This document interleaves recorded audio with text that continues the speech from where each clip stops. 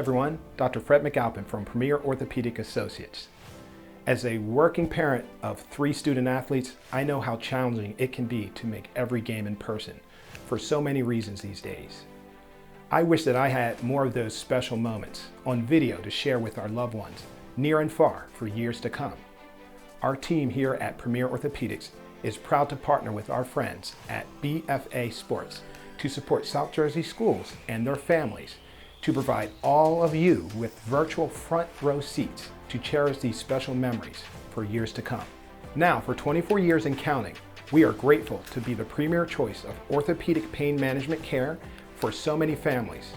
From discovery and assessing an injury to the recovery through physical therapy, we are here to serve you.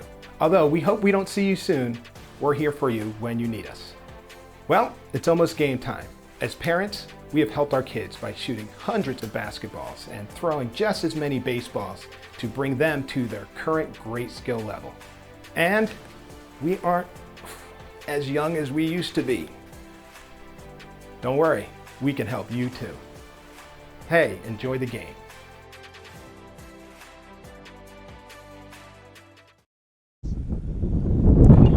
Hello and welcome to a blustery Chad Lavari Field in Richland, New Jersey for today's Diamond Classic quarterfinal for BFA Sports. Doug Stasic sitting alongside my brother of another, Steve Westcott. I hope you didn't bring your kite. No, have a tough time up there with that one today. Wind blowing dead straight out the left, however. Could make for some fun here this afternoon. Well, certainly 2 of the top teams in South Jersey made it to the Elite 8, as we could call it, here at the Diamond Classic. St. Augustine out of the gate, defeating Paulsboro, and Cherokee over Delran has got them both here, and the winner will advance to the semifinals, tentatively scheduled for Saturday. But man, what 2 great teams today, Steve. Yeah, absolutely. 2 of South Jersey's best, not only South Jersey, but the state for that matter. And hey, that's what you get when you get invited to the Diamond Classic. The matchups are great, the teams are great, and it's a lot of fun to call these games for sure. Well, the voice of the St. Augustine Hermits, Will Morris, introducing the teams and lineups, calling them both out to the field. First was Cherokee, and then was St. Augustine. And as he calls out the players, a couple of housekeeping announcements. So number one, the internet is remarkably slow out here, so we're very aware of it. You may see a little bit of lag in the stream, but rest assured we'll be recording this thing and posting it in its entirety in beautiful HD for your viewing pleasure on the big TV later on. But as they line up, let's take a look at the starting lineup for Cherokee. Okay, batting first will be number 2, second baseman Evan Brown. Batting second will be their catcher, number 24, Jason Schooley. Batting third is the shortstop, number 1, Dom Patrizzi. Batting fourth is the DH and pitcher, number 4, Jeremy Cheeseman. FDU commitment from Cheeseman. The right fielder batting fifth is number 9, Brandon Patrick. The center fielder is number 7, Brandon Prince. Batting seventh will be the left fielder, number 31, Leo Bluestein. Batting eighth will be third baseman number 5, Christian Park. And batting ninth will be the first baseman number 3, Dylan Cruz. And quite the lineup indeed. Evan Brown, a Naval Academy commit, and Don Patrizzi heading to Lehigh in his own right. And the starting lineup for the St. Augustine Hermits, the number 1 seed. Batting first will be number 6, the second baseman Ryan Taylor. Batting second is number 11, the right fielder Josiah Ragsdale. Batting third will be the shortstop, number 2, Ryan Weingartner. Batting fourth is the left fielder, number 21, Kyle Neary. Batting fifth is the center fielder, number 12, Mason Dorsey. Batting sixth is the pitcher DH, number 8, Marco Lavari. Seventh is the first baseman, Cole Fry. Eighth is the third baseman, number 10, Bryce Oliver. And ninth is the catcher, number 1, Austin Sofring.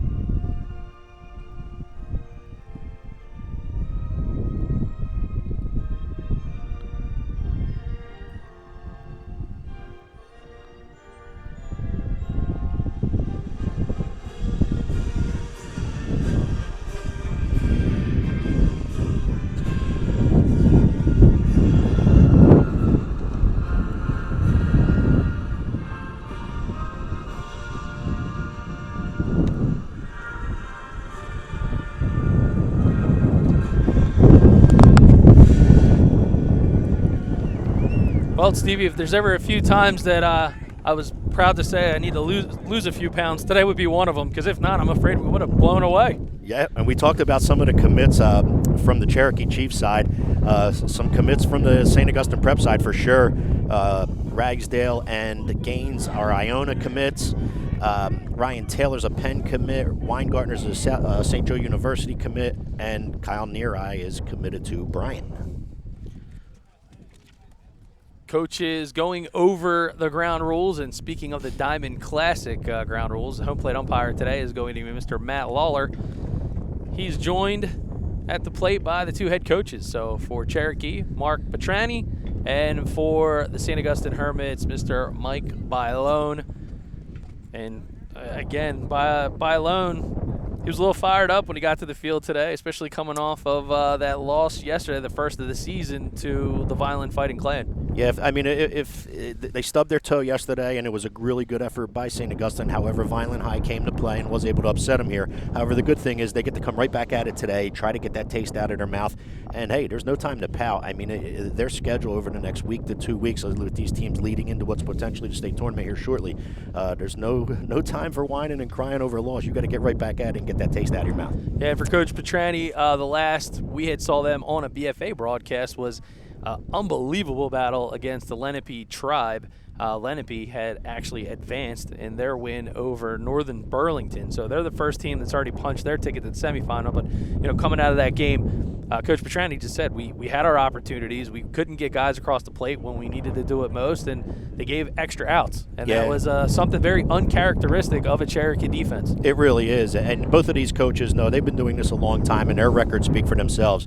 You can't give outs away. I mean, it's really good baseball in South Jersey. I don't care if you're Cherokee, Lenape, Shawnee, Gloucester. They're all top high school baseball teams, and you just can't kick it around and give extra outs to really quality teams, because they're going to make you pay for it.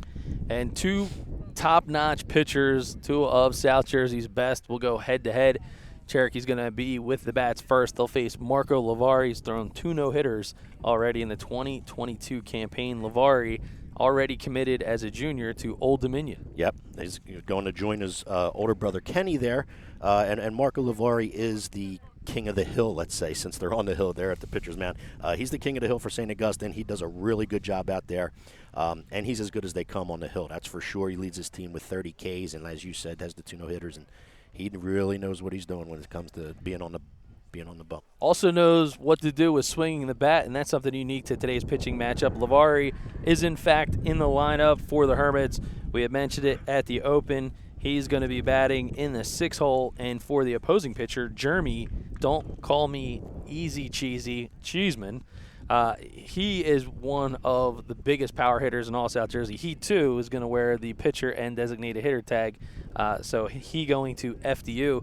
2 guys that can swing it, and I might mention that the 2-way player, Cheeseman, cleanup hitter. Yeah, you definitely know what you're getting with these two, both from being on the mound and in the batter's box. Neither coach wanting to take either one of them out and leaving them in that DH role, and with good reason. They're both quality players, both going D1 commits. As you said, Lavari is a junior, and FDU for Cheeseman.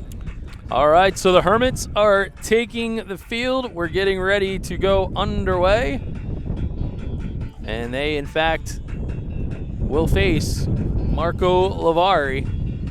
And as he's throwing his warm-up pitches, he's going to face the Naval Academy commit, Evan Downtown Brown, the catcher, Jason Schooley, and the aforementioned shortstop, Dom the Adonis Patrizzi. Patrizzi, one of the most shredded athletes in all of South Jersey. Pretty sure this kid sleeps at the gym.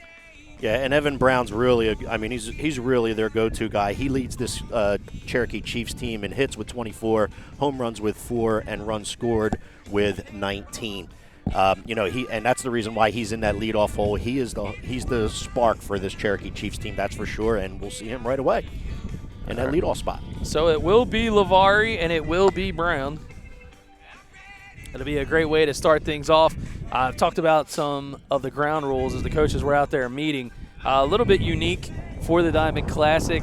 Bit of a hurry up or efficiency built into this, which means every batter must have at least 1 foot in the box at all times. In the event of a strikeout, there's no throwing it around the horn, which many fans are accustomed to actually seeing. And timeouts will rarely be granted. They're only supposed to be granted as much for an injury. So you're going to see a lot of guys probably reach back and ask for time.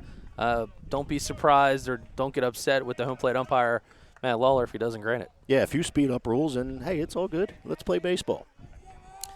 Very similar to the Bridgeton Invitational that's played every year, not too far away from here. Although they have a pitch clock, or a pitch count clock in the Bridgeton Invitational, which now is in the MLB. And there's a first pitch swing. It's going to go over to the third baseman, and that'll be Oliver on the 3-1 putout. First pitch swing and a first pitch out, speaking of efficient. Yeah, absolutely. Ground ball hit the Oliver at third. He takes one step up, fields the baseball cleanly, steps and throws across the diamond for out number 1. All right, so good contact there by Brown, but nonetheless, he is the first batter retired, and that'll bring up the catcher, Jason Schooley. First pitch from Lavari just misses out for a ball.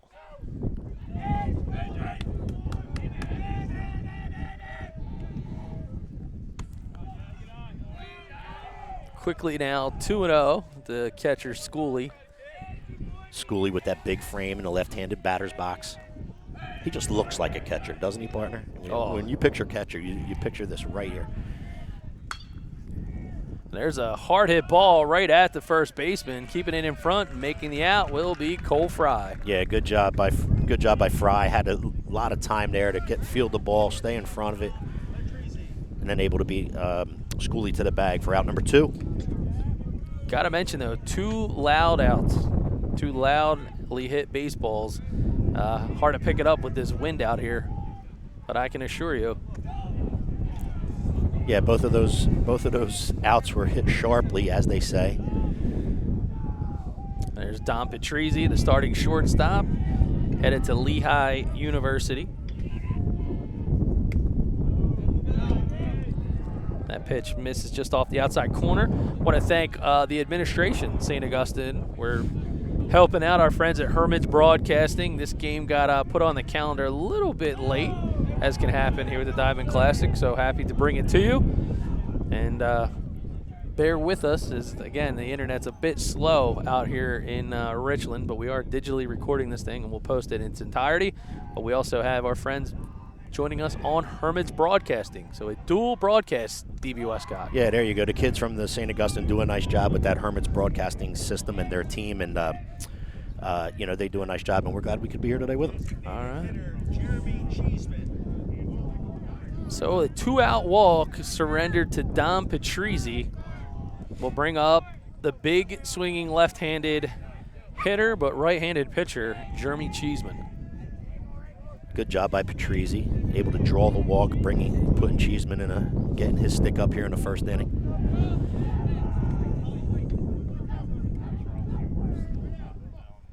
Again, wind is howling. Looking at the flag, Steve, it's blowing. Looks like straight across the field to the left field flag pole, or foul pole, I should say, over there.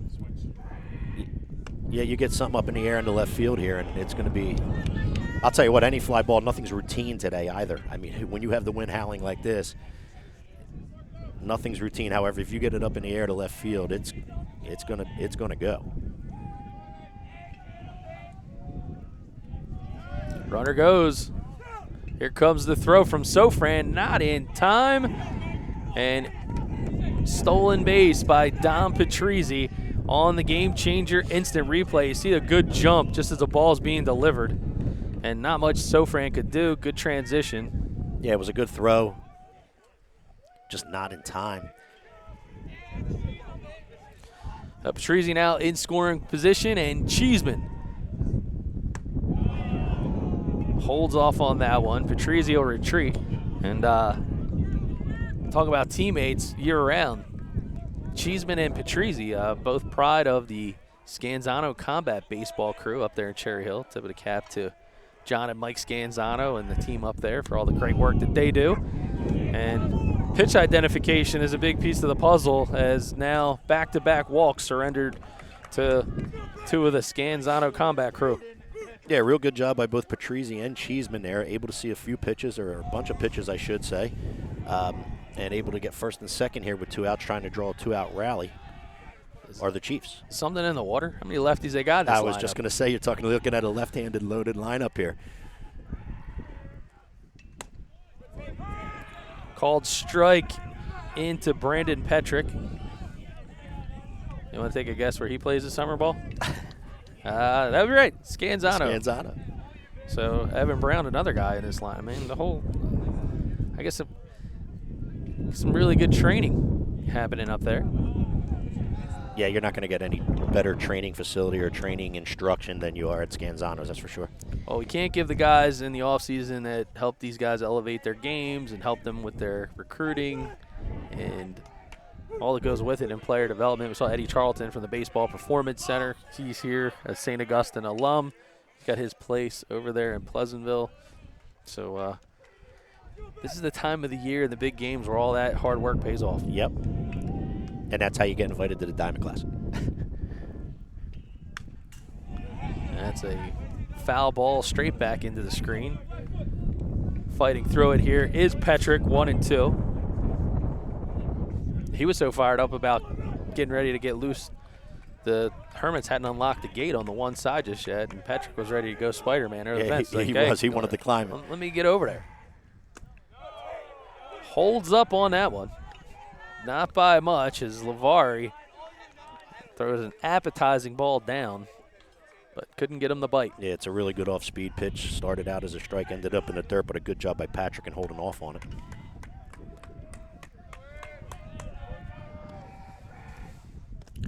Swing and a miss. That base is occupied, but with 2 outs, you can still run, and that will end the frame. So no runs, no hits, 2 runners left on. We head to the bottom of the first Diamond Classic quarterfinal here on BFA. When it comes to taking care of your physical wellness, maintaining good health of your bones and muscles, you want a team of doctors you can trust and who hold themselves to the highest standards. At Premier Orthopedic Associates, we believe that you should live life at your best. Our team of non-operative and operative orthopedic specialists strive for the highest standards, exceptional outcomes, and happiest patients. Come and experience the Premier difference.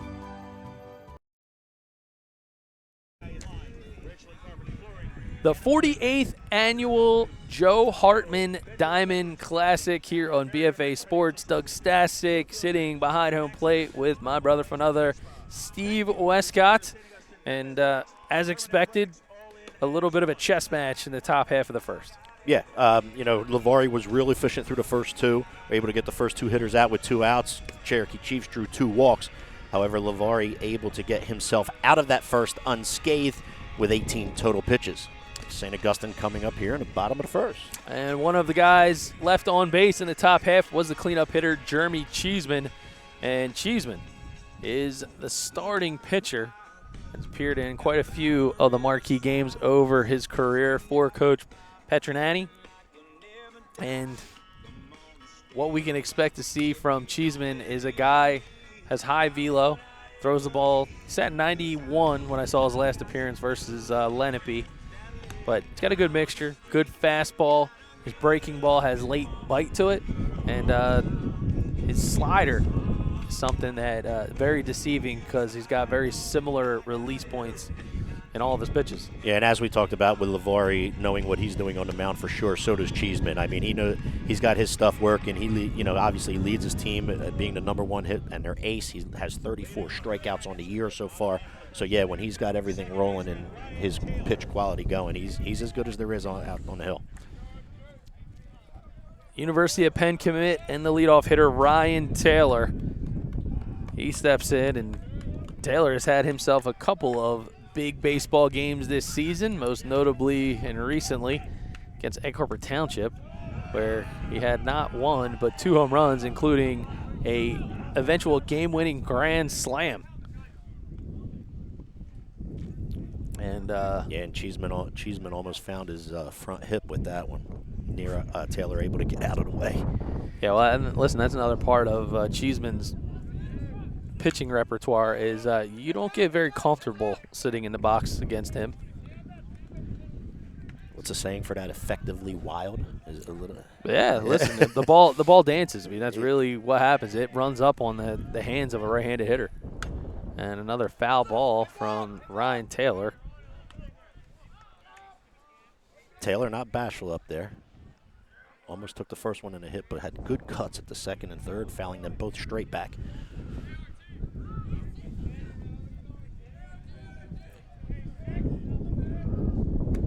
Swing and a miss. Got him on that nasty breaking pitch we just referenced. Yeah, really good breaking ball right there. Able to get Taylor fishing for it for the first out of the inning. And that'll bring up the right fielder, Josiah Ragsdale. Ball just misses down in the zone. Yeah, Ragsdale, one of them young men who gets out of the box quickly, has a ton of speed down that first base line.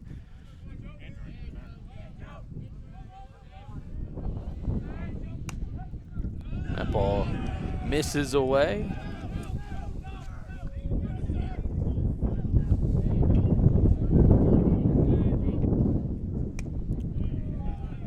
And there is a swing through and a good squeeze by Schooley. Another year and another Hermits lineup loaded with not just heavy bats, but guys that have a lot of speed.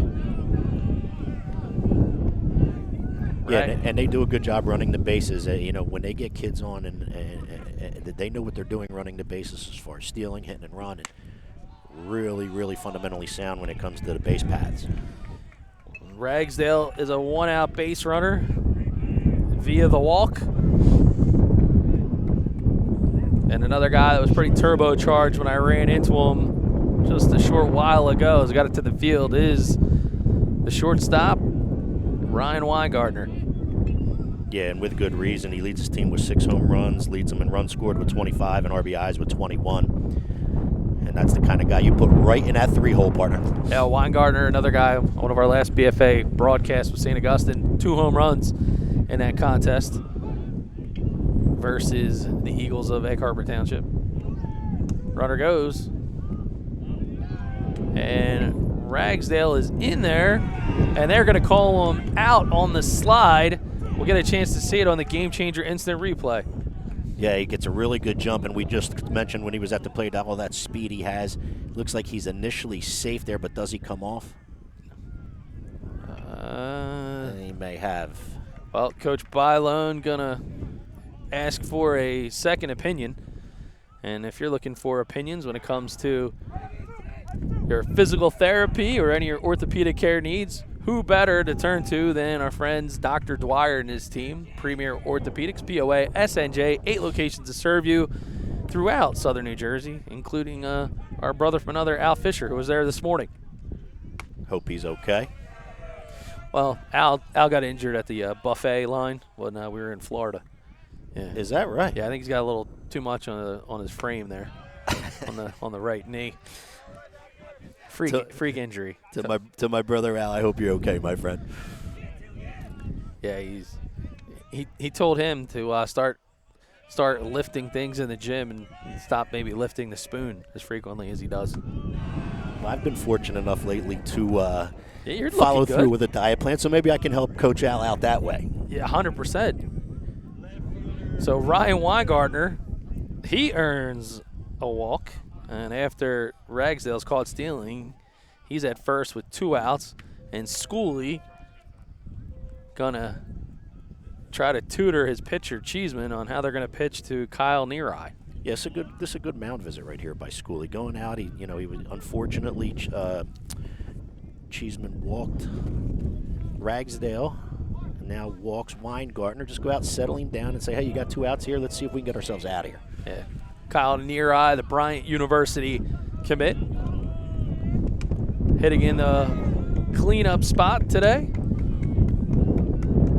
as he's been all year long. One of the prolific hitters in all of South Jersey. Been that way since he came on the scene as a freshman here in Richland. Yeah, definitely. Runner goes again, and that one got a piece of near eye. So we mentioned it would be hard to fly a kite, but it seems to be hard to keep that ball in the zone today. Yeah, absolutely. I mean, he almost hit the leadoff hitter Taylor, if you remember, with the very first pitch of the game. And this, hit right there. He hit him square in the back. But I'll tell you what, when you're near eye and you have that frame he has, solid put together young man, and he's able to take the hit by pitch, and he makes his way to first, putting runners on first and second here. Center fielder Mason Dorsey. He's going to try to put a crooked number in the scoring column early in this one. So far, scoreless here at Chad Lavari Field. Dorsey, just one of the better athletes you'll find. You talk about a young man that claims center field and patrols center field. Nobody better than Mr. Dorsey, that's for sure. No, he made an absolute Sports Center top 10 catch at the St. Augustine's last game here. And Coach Mike Ney, one of the assistants on the staff, he can't speak enough about this young man. Yeah, and with good reason. And he's right in the middle of this lineup here in the 5-hole too. I mean, it goes to show you where they put him in this lineup and what they think of him at the plate, but in center field, he's really something special. They were talking to Coach Bailone about his tendency to want to be aggressive in big games, especially on the bases, and he was his commentary was tongue-in-cheek. He's like, well, if you can figure out a way I can steal first base today, just let me know, because he knew what he was going to be up against Cheeseman, so he's got to be pretty happy to see a couple Hermits on the bases early.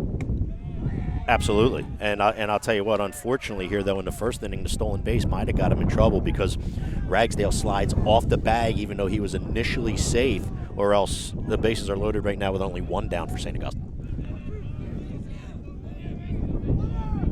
And he protects the runners as it looked as if they had the 2-out hit and run going. And see near eye retreat back to first. Weingartner back to second. Good job by Dorsey, just able to get a piece of that to keep his at-bat alive here.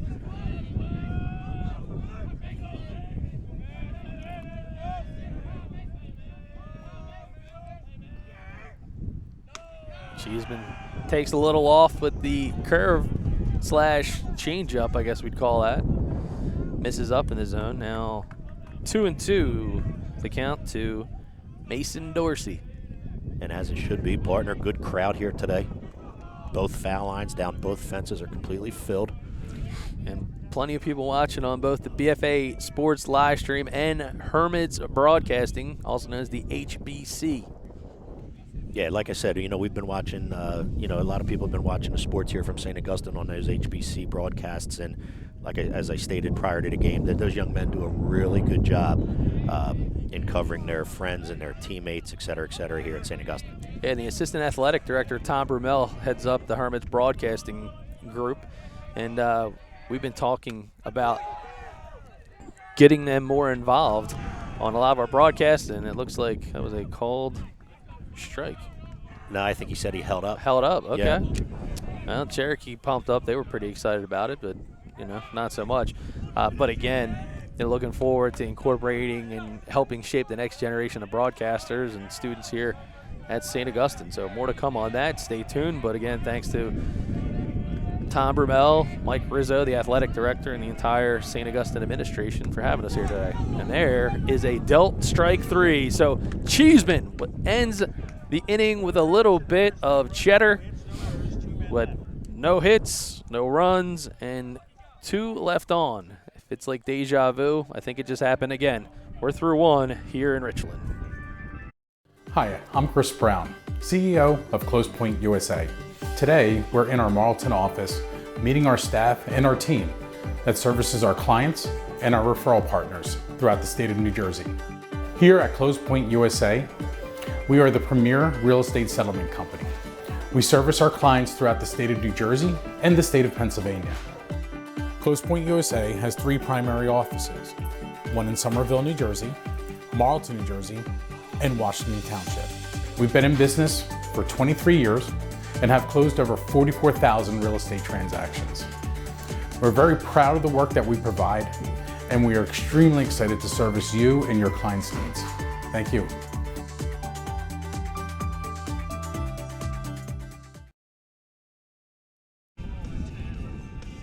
Top of the second, Marco Lavari back on the hill in a scoreless Diamond Classic quarterfinal here on BFA Sports. We thought, Steve Westcott, that we'd see a bit of a pitching, I guess, battle, and so far it's been that, albeit very patient batters. Yeah, absolutely. You have two high-quality pitchers on the hill. However, both of these lineups are filled with a lot of talent too. So that, although you have Lavari against Cheeseman, these lineups get rolling. They can score some runs as well. So we'll see how this plays out. Bluestein pops one straight up foul, and we had a delayed reaction of epic proportions as I realized we don't have a tent above our heads today. Yeah, we almost had to snag that one. Yeah, almost. Ryan Schumacher, our producer, with the cat-like reflexes. There you go. It was a stuffed animal cat, but nonetheless.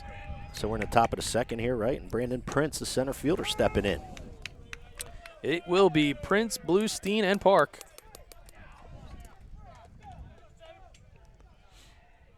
And quickly down 0-2 to Lavari.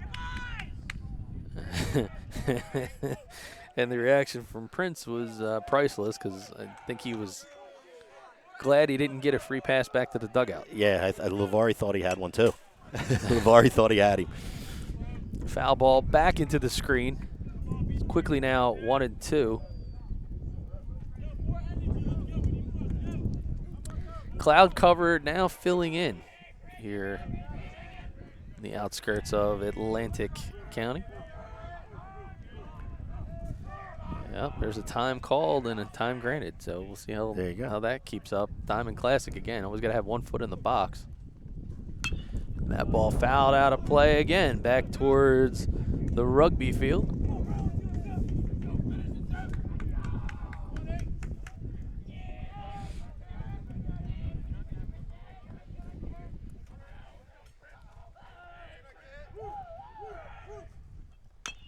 That's a foul ball chopped in the box. Good job by Prince battling this at bat. Lavari threw a couple different pitches here to try to get him. Hasn't been able to do so. So far.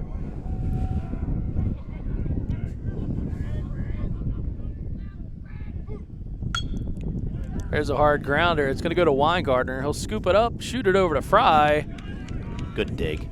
And that is a nice defensive combo there. 6-3 on the putout. Yeah, it was a really good ball. It was hit up the middle a little bit. Weingartner able to get over and get it. Wasn't sure if he was going to be able to have his throw across the diamond in time, but it was, and it was a good pick out of the dirt by Cole Fry.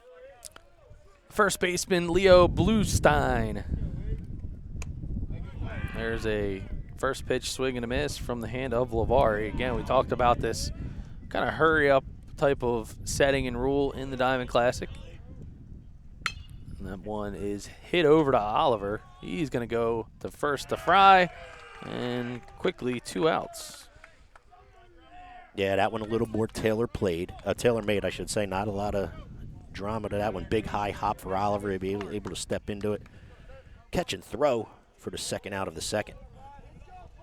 Yeah, and our camera ops are very close to the action today, to the point as you would have thought that there was another position. That one goes up the middle. Weingartner going to show some range, but he can't get to it. 2 out, up the middle single for Christian Park. Placement's everything in that one, partner. That was a great first step by Weingartner, but nonetheless. Weingartner has a lot of range at that shortstop position. Just unable to get to that one. Good job with 2 outs by Christian Park.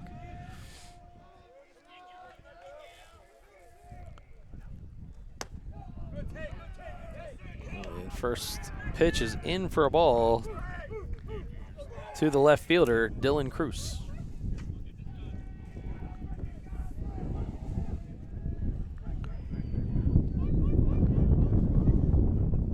That ball is hit out to left field. It's going sky high. Near eye going to get underneath of it, and he'll make the 3rd out of the inning. So no runs, 1 hit, 1 runner left on. We head to the bottom of the second. Herman's coming to bat. We live in a community that cares. We make sure everyone eats, everyone plays, everyone stays warm, and everyone is protected. We support our youth in organizations that teach the value of community and self-worth. We make strides against breast cancer every day. Together, in this community, we make a difference. RK Chevrolet, RK Kia, and RK Subaru, proudly serving our community since 1982.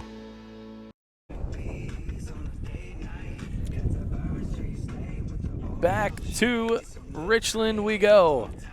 A scoreless quarterfinals here in the Diamond Classic. Jeremy Cheeseman back on the hill. Relatively clean first inning. Couple of walks surrendered and helped out with a cannon behind the plate from his battery mate, Jason Schooley. Yep, pitch count got up there a little bit, but Cheeseman got what he wanted in regards to not giving up any runs there in the first.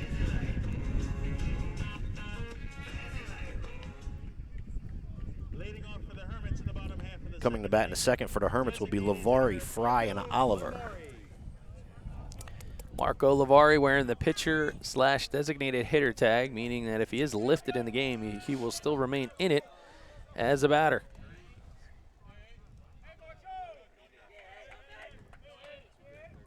And there's a hard hit ball right at the second baseman. It will be Brown, and it will be an out. Lavari stepping in, looking hitterish, as they say, getting aggressive. Saw a first pitch strike and swinging at it. Hit the ball hard to second baseman Evan Brown. However, Evan Brown making a good play and a good throw to get Lavari. Well, he closed quickly to get on point and make that play. And the first pitch is a swing and a miss to the big first baseman, Cole Fry. All 6'5" of them. Yeah, stands in there tall. Big, strong young man. Now even a count at 1-1 to see if Ed Charlton from the BPC has any readings on the gun. There's a second pitch swing and a miss.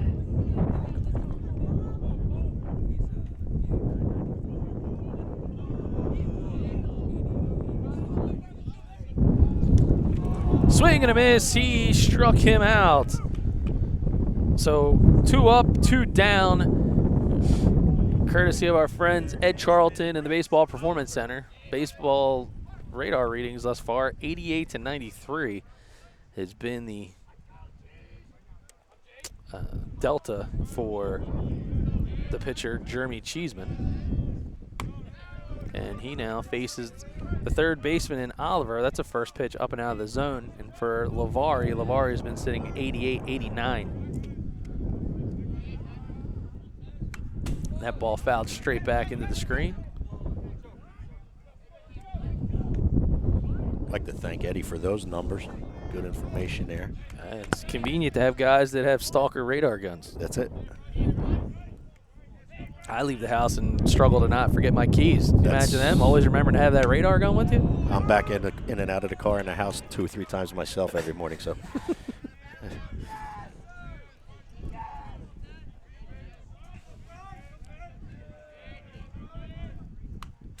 That ball's fouled straight back. You know, our brother from another, Al Fisher, he often debates whether or not he forgot to close the refrigerator. And then he keeps going back. And then maybe that's part of the challenge for him. Well, that's what Dr. Dwyer was saying. Thus the visit with the doc. Yeah, Dr. Dwyer's like, no wonder this knee is a mess. My God. Premier Orthopedic. They got you covered from discovery to recovery. So you don't have to be an athlete throwing 92, 93 on the mound. You got, guys like us, our best days on the field probably have passed us, but you wake up, you got that chronic back pain or knee pain like Al Fisher. Never a pain to call Premier Orthopedics. Well, for what it's worth, there's really nobody better than Dr. Dwyer and his group. I mean, Al Fisher's certainly in good hands. Listen, if he can fix Al Fisher, he can fix anybody. I'm just going to leave this alone from this point forward. He actually, and I forgot how old I was. I blew out my Achilles playing pickup football on a Thanksgiving break. I remember. And he did the surgery, put it back together, man. Good as new. There's a hard hit ball, but it's going to go right to Patrizzi. He'll scoop it up, and he will get it across the diamond 3 up and 3 down. No runs, no hits, nobody left on. We have been through 2. Head to the 3rd here on BFA.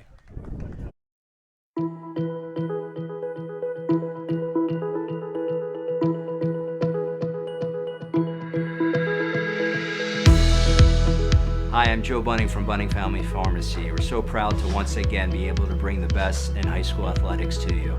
We're once again partnering up with BFA Productions, and we're giving you that virtual front row seat at home. Thank you so much and enjoy the game.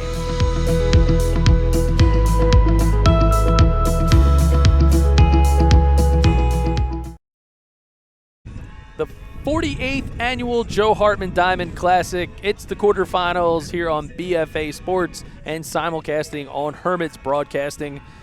Doug Stasek along my partner, Steve Westcott. And Steve, a few balls have offered some base runners, but not many have been hit as far as going in as hits in the scorebook. Yeah, both Lavari and Cheeseman able to get through 2 innings here so far unscathed.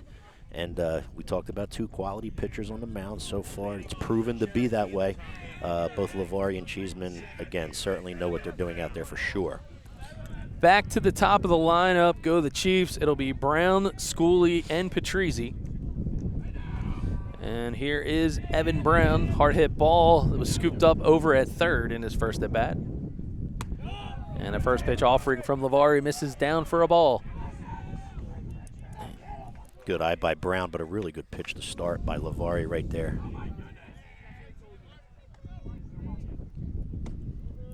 Ball inside. So if there's been a lot of pitches that have missed, seems like both Lavari and Cheeseman are taking a page out of the Roger Clemens guide to pitching, which is keep them off the plate. That's it. Use the inside of the plate. Use the inside corner if you can. Just set so many other pitches that you have up, and when you have 3 or 4 pitches like both Lavari and Cheeseman do, it really helps. So Brown showing off his prowess as a leadoff hitter. Bit of patience, worked himself down to a 3-0 count. Make that 3-1 as Lavari cashes in on the free scratch-off ticket. Got to say hi to our boys. Speaking of the scratch-off tickets over at the American Legion post 270, as that one is hit hard to center field, but going to stay well within the confines of the park. Making the squeeze on it is Dorsey. Sure, a couple of the guys from the American Legion in Buna, post 270, are watching. They like to watch a lot of our stuff when we're doing basketball games and baseball games and all. Yeah, they got a big golf tournament coming up too. They do. Fortunate enough to be in honor and memory of my grandfather. This is the 2nd year for their annual golf tournament, and we're looking forward to it in mid-June. All right, so be sure to check that information out. If you follow Steve on Facebook, Steve Westcott, just as it sounds, W-E-S-C-O-T-T. He's got the information there. We'll share that. Be sure to share that on the BFA Productions Facebook page as well. Appreciate that. So the catcher, Jason Schooley, with a 2-1 count against Lavari, he grounded out very sharply over to first base in his first at bat. There's a big swing and a big miss. Nice breaking pitch. They call that a healthy cut.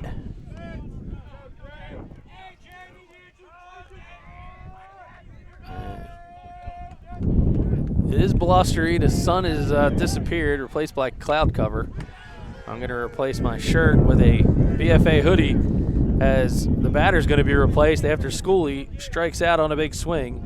2 up and 2 down in the 3rd frame as Dom Patrizzi, who walked and stole a base in his first at-bat, takes the first pitch for a ball, and Lavari working at a pretty quick tempo. Yeah, he is, and you know, with the speed-up rules that are in play in the Diamond Classic, it helps the pitchers in that regard.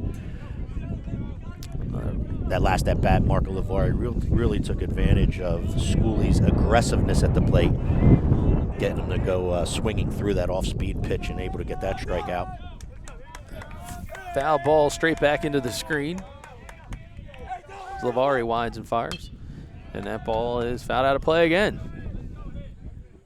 Dom Patrizzi. teammates call him the Adonis. And if they don't, they will now. Holds back on that one. Asking for an appeal on the swing, but don't see that one happening. Yeah, I didn't think so that time either.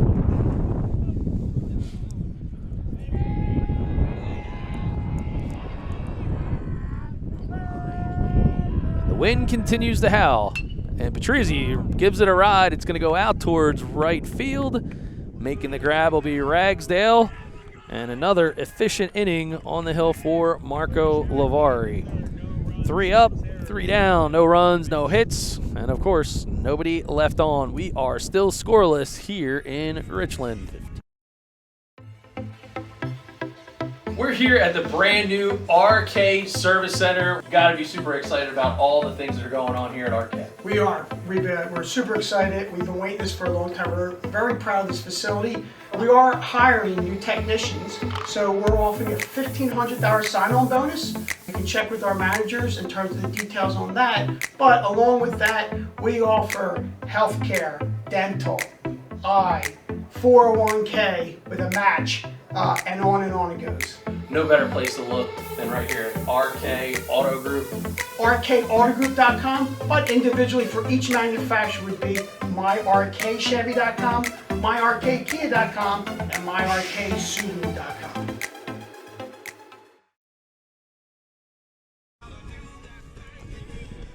Well, when it's time for the big game, you come to BFA to watch all of it. Be sure to click on the subscribe button on the YouTube channel.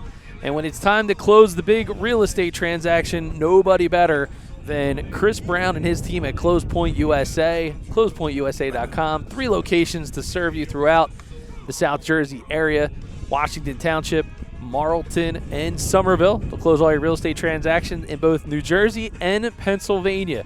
So don't take a chance. When it's time to close the big deal, call on Close Point USA. Looking to do that myself right now. My wife and I have a little real estate transaction we're going to be making here in the next month and a half. Well, we're going to get you hooked up with Chris Brown and the team, Stevie. Might just have to give him a call. My wife, we were down in Florida. She was hoping that they'd close transactions in Florida. I was like, well, we could always close something in Jersey, but that's probably a story for another day. Yep. Still to come, right? Still to come. You know, I was talking to Chris Brown about some of the plans that they have going on over there, and man, oh man, no better service. Over 44,000 real estate transactions as Sofran pops that one up. Patrizzi will get underneath of it. Wind carries it to his left, but he'll make the squeeze. Yeah, we talked about the wind and the blustery conditions here today. Nothing is routine if it's hitting the air today, that's for sure. So he pops up over to the shortstop, and it'll bring up Ryan Taylor. Ryan Taylor headed to the University of Pennsylvania. Cheeseman delivers. That one's laced into right field, and that's going to go in for a base hit. And he hits the brakes and retreats back to first. So nice piece of hitting as Ryan Taylor decides not to wait on anything. Yeah, really good piece of hitting is right. Found a pitch out over the plate, able to stay back on it a little bit and just hit it hard the other way, kind of hitting it right where it was pitched. Line drive the opposite way for a single for Ryan Taylor. It's Taylor over at first. It'll bring up the right fielder, Josiah Ragsdale. Ragsdale walked in his first at-bat. He was also called out when he stole a base safely, then popped off the bag. Initially safe, and as you said, his slide took him through the bag and off the bag, then called out. Swing through on the strike.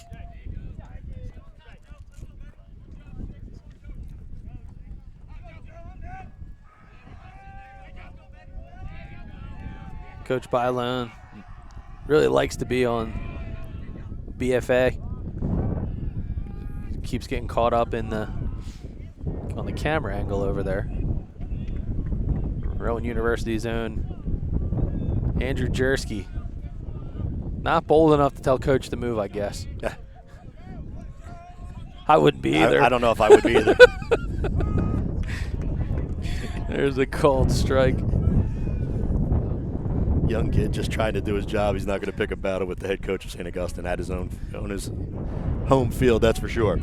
You know what's got to be scarier than dealing with Coach Bailone as there's a pitch going back to the bag. Taylor in there with no problem. Scarier than the intimidation factor of a state championship coach year after year going deep into the playoffs like Bailone. The runner goes. Here comes the throw, and sliding in safely is Taylor. And it looks like they're going to call it a foul ball. I don't know. Home plate umpire stop play.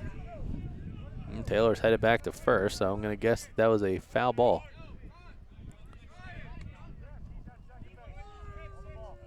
Oh, it was a balk. We got to really mic up these umpires some days, I think. Yeah, we're going to get that. We're going to get it. It's one thing we haven't done yet. We've mic'd up players, haven't we? We have mic'd up players. That's what I mean. In the South Jersey South Shore Baseball Summer League. Correct. Up and coming. We did mic up players for the All-Star experience there. Now 11 teams as Hamilton has joined. Joe Bunning, the president. Good. We're partnering with them and Game Changer. Going to have live streaming of every single game. Yeah, that's awesome. It's a fun league. It's a good league. It was a pleasure to cover it last year. I know that. Well, it's another great place for some of the high-level high school players to stay a bit locally, play. All the games happen during the week. But then for the college players to come back, be able to spend the summer at home but play in a very high competitive league. It's going to be one of only 4 leagues in the entire country that's going to be tied in with Game Changer. So Great. it's them, Great the Cape stuff. Cod, which that's a pretty good summer league. I would think. And looks like Ragsdale going to get another walk here. So, yeah, it'll be South Jersey South Shore Baseball League, Cape Cod, Denver, Colorado, and Southeast Florida League, which is going to operate out of Delray Beach. So, Coach Mark Petrani going to head out to the mound, have a conversation with his pitcher and his defense as they have 2 runners on with nobody out, and the meat of the order in Weingartner, Neareye, and Dorsey. I can tell you Weingartner in this spot, if we can see both squads that are having some conversations with the teams. Apparently our team's very focused on Cherokee right now, however, because we're shooting both Cherokee Big teams. spot in this baseball game right here, partner. I know it's early. It's only the 3rd. However, with only 1 down here, 1st and 2nd with the 3-hitter up in Weingartner. St. Augustine looking to jump out in front. Well, Weingartner has one of the deadliest bats in the state. And the calmness that he has in big moments is legit. Yeah, it's almost like he's made for the big moment. Some of the best I've ever seen. He's just like, I'm here. And there's a ball that gets by. That's going to allow both the base runners to advance. So that's a tough spot on a pass ball. Runners now at 2nd and 3rd in a scoreless game. And now take a trip into the head of head coach Mike Bailone. Do you think about playing small ball here with this guy up? Well, but we just talked about how he's made for the big moment, right? Oh, yeah. Yeah, there's very doubtful that there is any sort of bunt sign on from Coach Bailone. Yeah, I wouldn't think. This was later in the game, however. That's another story. Another story. Weingartner pops that one up foul.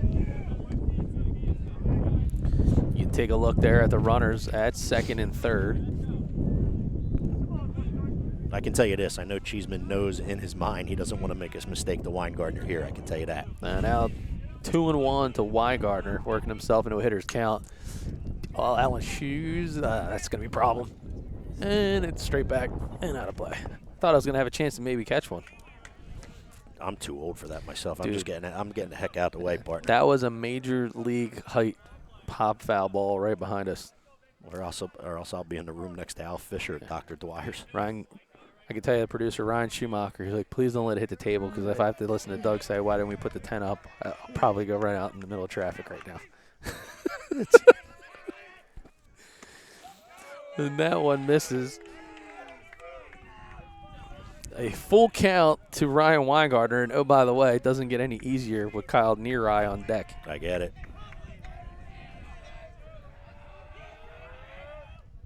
And he grounds one. It's going to go right to short. Going to come home with it. Here comes the slide. And they get him. A big-time heads-up play by the shortstop, Dom Patrizzi. You'll see it on the Game Changer instant replay. And that is just a good lane block by Schooley. Yeah, we talked about the play Patrizzi made. How about the block of home plate by Schooley? Really assisted in that play right there, and able to, because he blocked the plate, able to get the tag down. It's a big play in that inning. Instead of first and third with a run in, now there's two down and only a guy on third, which is Ragsdale. So Taylor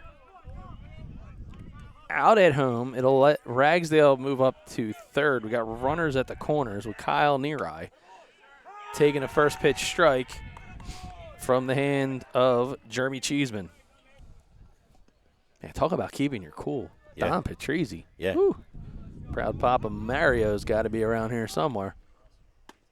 That ball misses upstairs. Got himself into the hole because he was off balance, able to use this grass and the skip of the throw in order to get the Schooley. Yeah, and listen, even Schooley, just to keep himself calm. Because I don't think most people can really imagine what's that like to have a guy with 6'5" speed barreling down on you. Absolutely. In a scoreless game. I mean, you talk about being made for the moment. We were just discussing that or talking about that when it came to Weingartner, but Patrizzi and Schooley right there showing they're made for the moment as well. Big-time play. Runner goes. That ball is lifted That's out crushed. into left field, going back to the wall and making a big-time out. So Cruz able to keep it in the park, and Cheeseman just absolutely finds a way to melt the threat. Dare I say, it ain't easy. It's a really nice play by Bluestein. Oh, man, that's able to get himself back to the track. So way back he goes, keeping his cool. I'm sorry, I meant to say Cruz. I apologize. And that will end the threat. So the Hermits leave two runners on, had an opportunity, but they couldn't make it happen as we head to the fourth. It's still scoreless. You're watching the quarterfinals on the Diamond Classic. It's a perfect day for baseball and the perfect time to call our friends at Perfect Turf to get your yard in championship season form. That's right, Josh Walters and his team, the official landscapers of BFA Sports, are waiting for your call to tell you all about their spring mulch specials. So don't run out, grab those bags, grab the phone, call Josh and his team. They'll swing for the fences and make your yard look like the MVP.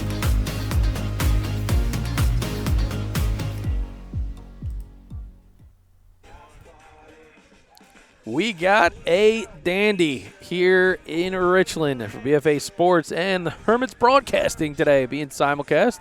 Doug Stasic alongside my brother of another, Steve Westcott.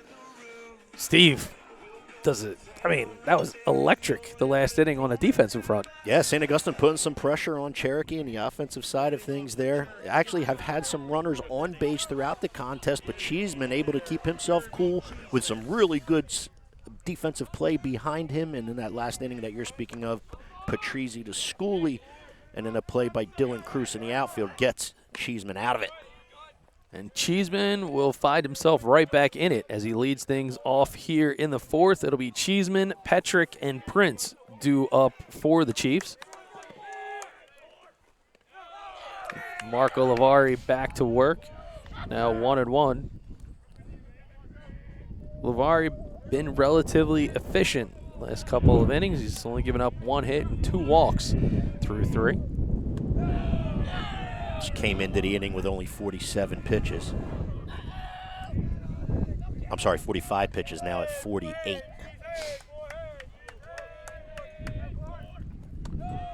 And that ball will miss again. So Lavari has retired 6 of the last 7 that he's faced.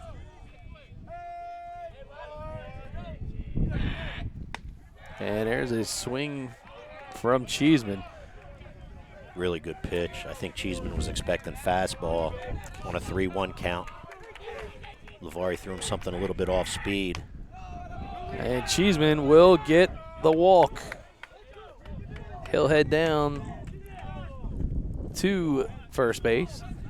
And if we can get a shot of the flag, we can kind of show you. It's going to be a challenge today, Steve. It's going to be a challenge because that flag is blowing directly in the face of the big left-handed hitters. And there's a lot of lefties in both of these lineups today. Yep. Cherokee's filled with them. And there's one that skies right to center field, almost on cue. Making the step back is Dorsey. And you can see the wind is almost like a fourth outfielder. Absolutely. As stated earlier, nothing routine. If it's up in the air, you run them all out, as you should every time, but run them all out today for sure.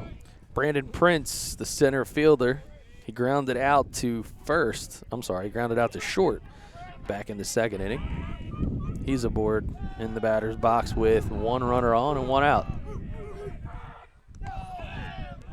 Wow, what a play. That was a 40-foot breaking pitch, and Sofran doing a little JT Real Muto back there. Giving himself up, able to keep everything right there, not allowing Cheeseman to advance to second. Really good play right there by Sofran, not allowing a runner to get in scoring position for the Chiefs.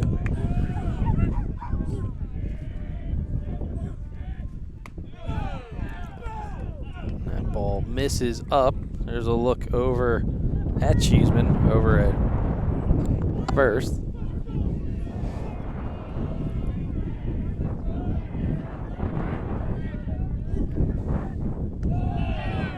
Ball misses down. The wind seems to be absolutely insane for the last couple days here in South Jersey. Yeah, playing a part in every aspect of this one, that's for sure. You know, it's funny. That's why I think we might see it's a tight game regardless, but I think small ball may factor into it because these are two power-hitting teams with a lot of lefties, and the wind is blowing straight in from right field. Yep. Now 3-1 to Prince. And he'll take an inside pitch. And he'll head over to first. And now we'll cue a mound visit from pitching coach Billy Chalari. Billy Chalari was a heck of a player here at St. Augustine. Yeah, nasty pitcher. Yeah. And moved on to pitch down at Duke for the Blue Devils. Correct. Looking to go out and settle Lavari down right here. And Lavari, another kid, has pitched in many a big spots. Yep. Ice in his veins. Yeah. Even on the hottest of days. Not much is going to come present itself in this contest that Lavari hasn't been through or not going to be ready for, that's for sure. Let's see what happens here with the at-bat by Bluestein. That's a first pitch foul ball.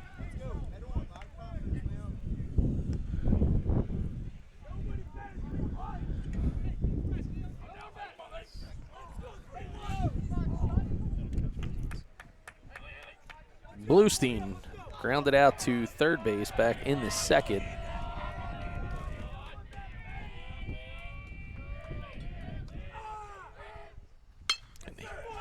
Peppers one left field side. They're going to wave him around. Here comes the throw. And Cheeseman, he's going to score. Real good piece of hitting. Got an inside pitch. Did Bluestein. He's able to pull a line drive in between third and short. Cheeseman being sent coming around third. A game changer replay right here. That's just a good piece of hitting. And that was a good pitch. I mean, Lavari couldn't have put it in any better place. That was a breaking pitch low and away. And he's able to convert. So the Chiefs on the board first here in the 48th annual Joe Hartman Diamond Classic.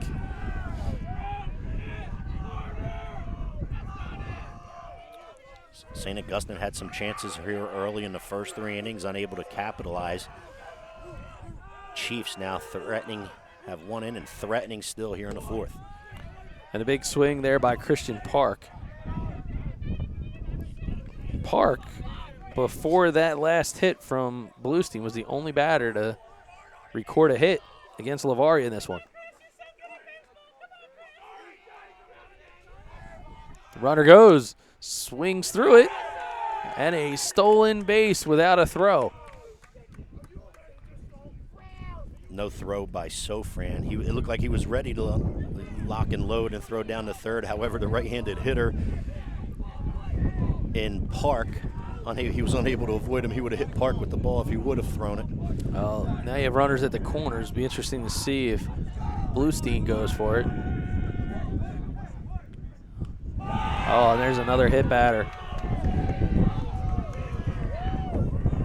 Not what Lavari wanted to do, and certainly not give the Chiefs the bases loaded. That ball looked like it kind of left his hand, and Coach Tranny looks like he may be calling for pinch runner. Yep. Coming in the pinch run is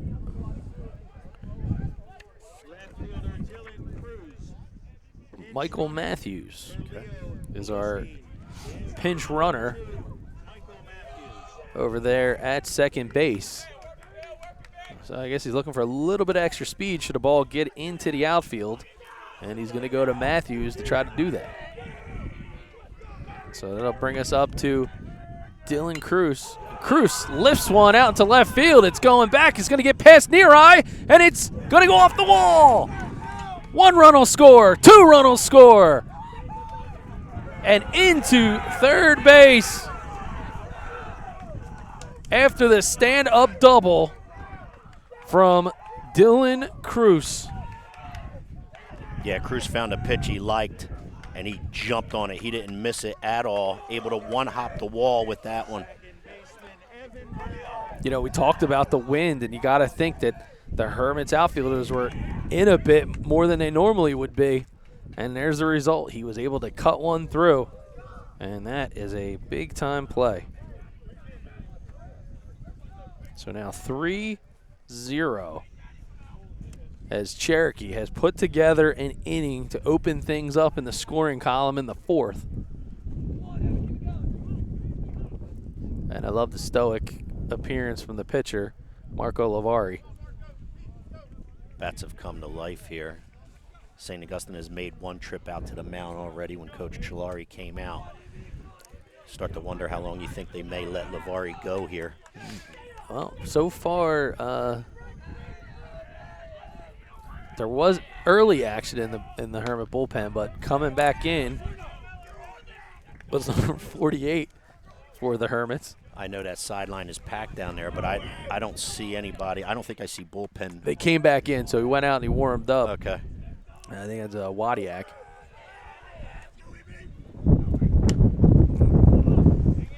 That ball's fouled out of play, or is it? Comes back in play.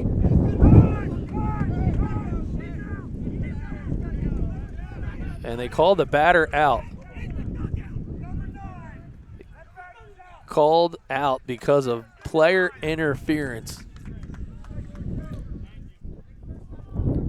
So I don't know if we got it on film here on the potential in the replay, so we can play it back. And then it's kind of screened. Yeah, what happened is there's a foul ball right in front of the Cherokee Chiefs dugout. Infielder went over to make the play for St. Augustine, unable to do so because the kids were out of the dugout. Therefore, the batter was called out for out number 2 here in the 4th. So I got to figure out how to score that one, Stevie. I mean, unofficially. It would be F3. It would be. It would be, but that's not. I'll have to check that out. I'll have to That's interesting. Get some help. We'll call a friend. Maybe Mike Gill can help us out on that one. He's probably watching in the studios. All right, so talk about bad timing. 2 runners on, both in scoring position, second and third. Batters called out for dugout interference, I guess is the best way to describe that one. And now with 2 outs, it'll be Jason Schooley. That ball misses up and away. And you can see over in the corner, it is Park at third. And Cruz over at second. Marco Lavari continuing to work through a jam. And there's another called strike, so 3-1. And I'll tell you what else, too, in the big grand scheme of things, especially if you're St. Augustine, that's a big out in this inning. I mean, Huge. Cherokee really looking to tack on. They already have a crooked number with 3 here already. Looking to tack on more. And there's another called strike. So Lavari, after being down 3-0 in the count, gets it now 3-2 with 2 outs. Schooley, the 8th batter to come to the plate for Cherokee here in the 4th. And a called strike 3. So Lavari able to recover after giving up 3 runs. So we got 3 runs on 2 hits and 2 runners left on. The Cherokee Chiefs lead 3-0.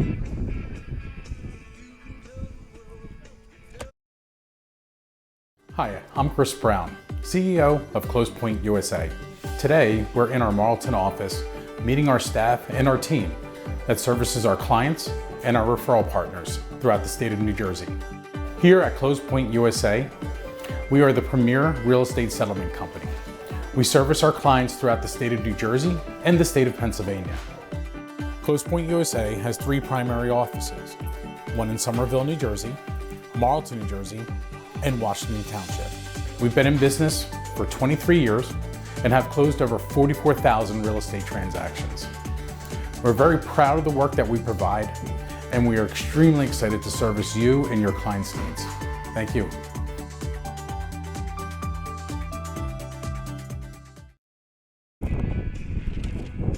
Bottom of the 4th, St. Augustine trailing 3-0. It'll be Neareye, Dorsey, and Lavari due up here at the Joe Hartman Diamond Classic quarterfinal for BFA Sports. And Hermit's broadcasting on the simulcast today. Doug Stasic, Steve Westcott.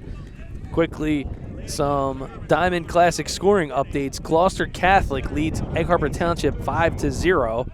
And Kingsway leads Shawnee 1-0. Okay. So stay tuned and be sure to follow our buddy Josh Friedman at the Courier Post on Twitter at jfriedman57 for more scoring updates from Gloucester Catholic. Started things off. Teams looking to punch their ticket into the Diamond Classic semis. And there is it's going to be Dorsey, so that's my bad on that one. It's going to be Dorsey, Lavari, and Fry. Yeah, that's what I have as well.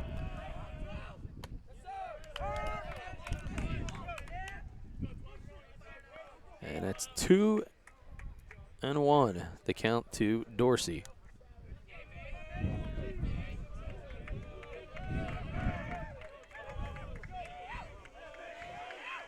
Cheeseman fires again. Again, Cheeseman's been sitting in the upper 80s, low 90s for most of this ball game thus far, and he continues to keep the Hermits uncomfortable around the plate. Yeah, and he's got himself really pumped up on that mound after going back out there now with a 3-0 lead. It'll be Dorsey heading down to first after he gets the walk. And pitcher and designated hitter, Marco Lavari, trying to help himself with the bat here in the 4th. That ball misses down, but a good scoop by Schooley, and Steve, it's getting a little rowdy in Richland. Yeah, well, Cherokee puts a big number up, or a good inning up, I should say, and a crooked number with 3. And St. Augustine looking to try to answer here, get their leadoff guy on, and therefore the dugouts are pumped up, as we say. So Cheeseman and Schooley getting back together on the same page. Down 3. Got your 6th hitter up. Grounded out to second base in his first at bat, back in the 2nd. And that's a called strike, the lower part of the zone. That was a good job by Schooley right there, taking the time out to go settle down Cheeseman. Went out there with a lot of momentum, had himself fired up to take the hill with the 3-0 lead that we talked about. Schooley does a really nice job going out there, settling him down, talking to him. What's he do? He comes back with a fastball and paints the outside corner for strike one and gives a 1-1 count to Lavari. He certainly has the attention of Dorsey, or vice versa. And that ball misses, gets away from Schooley. It's going to give Dorsey a chance to go down. There's the throw, and what a recovery. Second base runner thrown out by the catcher, Jason Schooley. Check it out on the Game Changer instant replay. Yeah, Schooley unable to come up with it clean right away. Runner hesitates, and Dorsey, once he hesitated, he probably should have went back to first. However, he decides to go, and Schooley had him, I don't want to say dead to rights, but Schooley made a really good throw in getting Dorsey there. Called strike after caught stealing, and that's the second base runner, and I should say second leadoff base runner in an inning that has been eliminated, caught stealing by Jason Schooley. Yeah, you had Ragsdale in the first, right? You have Dorsey right there. You know, you combine those two plays with a throw out at home on a single, and you know, the 3 base running plays that have been crucial to this 3-0 Chief lead. And the big first baseman, Cole Fry, struck out in his first at-bat back in the second.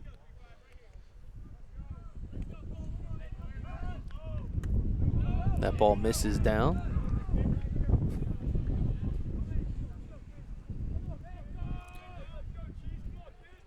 Now 1-1, the even count to Cole Fry. That ball misses down yet again. Look at the size of this kid. Yeah, he stands up at that plate nice and tall.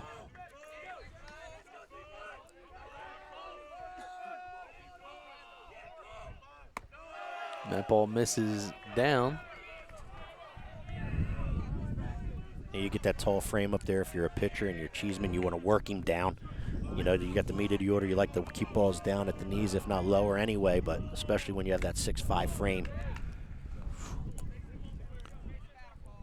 Another foul tip swing. Now full count.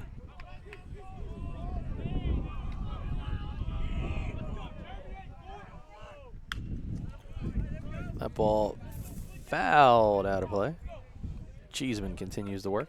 That ball got up in the zone. Fry able to get the bat on it.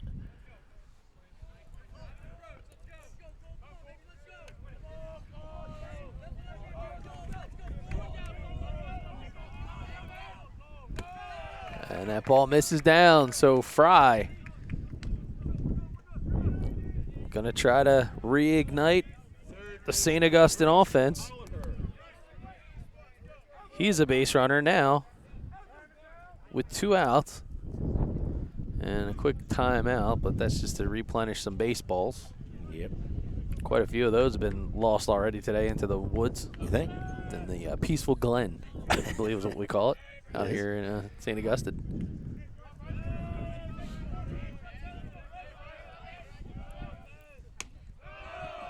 Bryce Oliver steps in for St. Augustine. Oliver 0 for 1 on the afternoon. Grounded out to short, back in the second.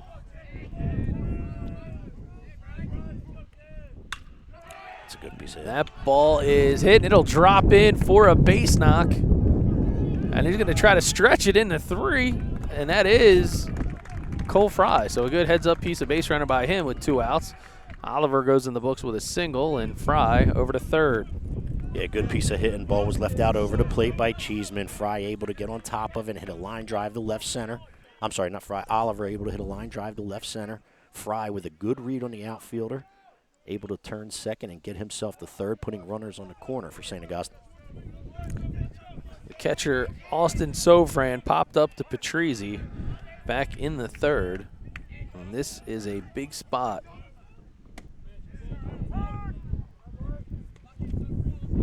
for the Hermits. Had a couple runners washed off the bases over at second base early, and now with a chance to do some damage themselves. And that now is quickly 0-2 to the catcher, Austin Sofran. Two really good pitches by Cheeseman. The first one he paints the outside corner. Second one he puts right down at the knees. It's a pitcher's pitch. Catches the bottom of the strike zone. 0-2 count to Sofran. Fights it foul. Goes straight back off the screen. They say when you foul it straight back, you're on it, right? Yeah, you got your timing down. Right. Just barely missed it. And, again, you're not talking about the average high school fastball here. I mean, Cheeseman consistently 90, 91. There's a called strike 3. Drops it. Going to have to throw it down. And that will record the out. So, almost the best way to describe the chance there for the Hermits. But with one hit, no runs were scored, and 2 runners left on base. We head to the 5th.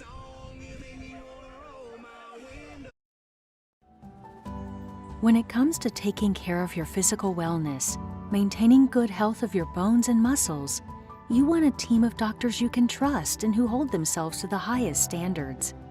At Premier Orthopedic Associates, we believe that you should live life at your best. Our team of non-operative and operative orthopedic specialists strive for the highest standards, exceptional outcomes, and happiest patients. Come and experience the Premier difference. Andrew Gaines. Andrew Gaines, the new pitcher on the hill. He was the one warming up an inning or so ago when we had made mention of we saw somebody briefly in the bullpen, then come back in. It is Gaines. And that'll give us the first Premier Orthopedic pitching change of the game. When it's time to change up your plan, go from discovery to recovery through diagnosis and physical therapy. No better choice than Premier Orthopedic, POASNJ.com. Dr. Dwyer McAlpin and their team, 8 locations to serve you throughout South Jersey.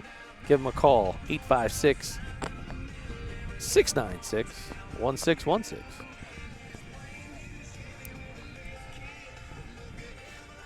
Cherokee 3 in the 4th.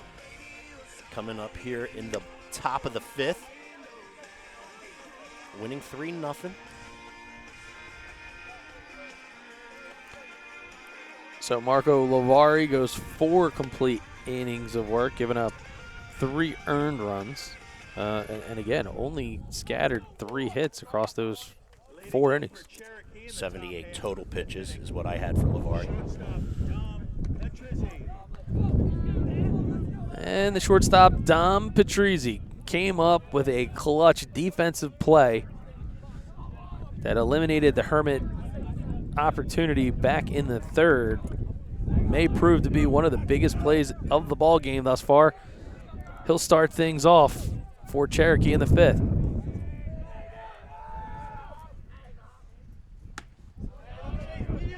High fastball by Gaines. Patrizzi swings through. Expected to have Patrizzi, Cheeseman, and Petrick. As that ball misses up out of the zone, evens the count at 1-1.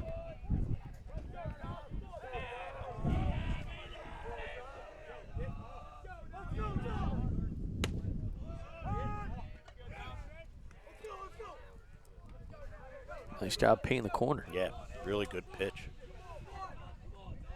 Left an off-speed pitch up a little bit there. Goes back to the outside corner and finds it and paints it. There's a hard hit ball right field side, and it's a base knock for Dom Patrizzi. Really good piece of hit in there. Patrizzi realizes he was on the outside corner last time with the last pitch. Finds that pitch on the outside corner again, and this time hits it right where it was pitched. Line drive through that hole, 1st and 2nd. Finds himself on first with a leadoff single. It's a big spot and a big spark for the Chiefs. Your cleanup hitter and starting pitcher, Jeremy Cheeseman. Squared the bunt. We talked about it, right? You got to put the pressure on right now, and I think a little bit of, call it chum in the water, a little shark blood in the water routine here by Coach Petrani. And He's going to square the bunt. Runner goes. Here comes a throw, but Dom Patrizi. Yeah, he's been really doing a lot of good things in a lot of different aspects of this baseball game. First the play, then the line drive, now a stolen base. Well, now it's a 2-0 count. You got the runner at second base. You don't really need Cheeseman now at this point to sacrifice himself. Second stolen base of the game for Patrizi. Yep. Had one in the first. And there's a called strike. Off-speed pitch catches the inside corner. Yeah, Cheeseman's going to look to find a pitch right here. He can try to drive into the outfield grass.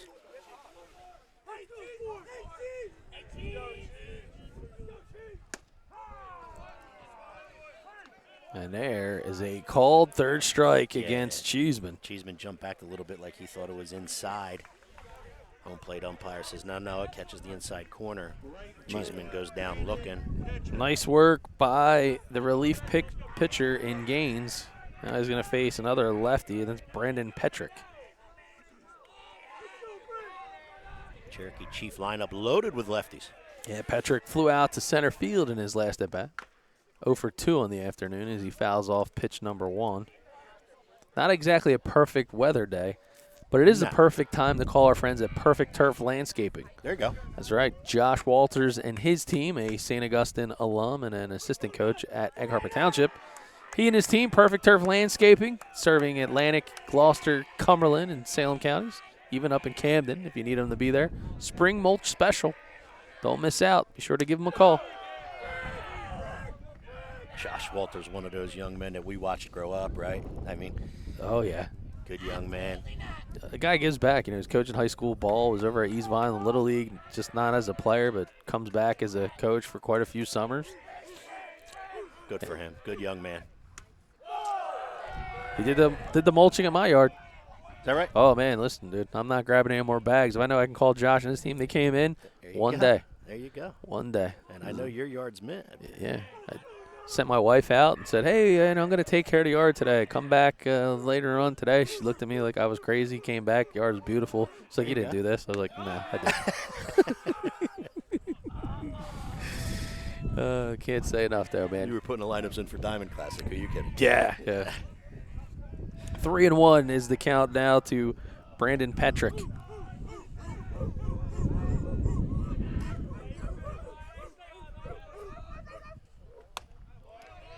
Make that 3-2. You can see the fleet-footed Dom Patrizi in scoring position over at second.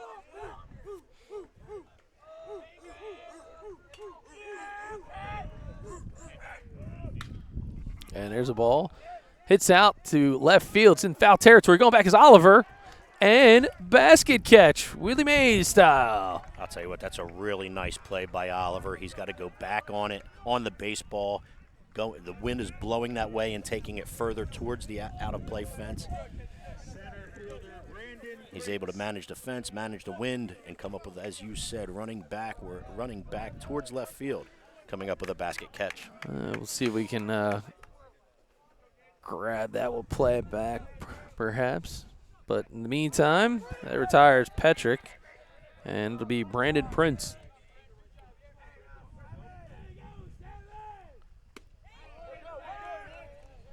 That's first pitch called strike.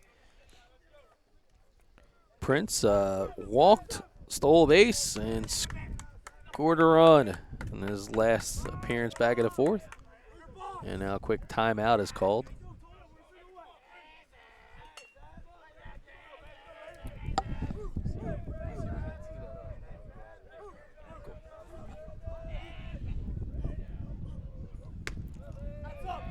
And there is a even 1-1 ball. There's that number for Perfect Turf, 856-404-8925.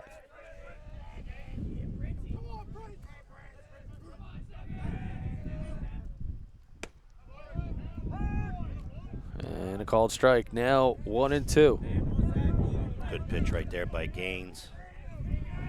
Off-speed pitch was up and in, and he paints the outside corner with a fastball right after that.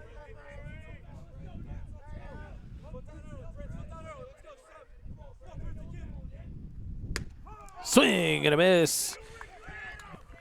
He struck him out to get out of the jam. So Gaines gives up 1 hit, no runs, 1 runner left on.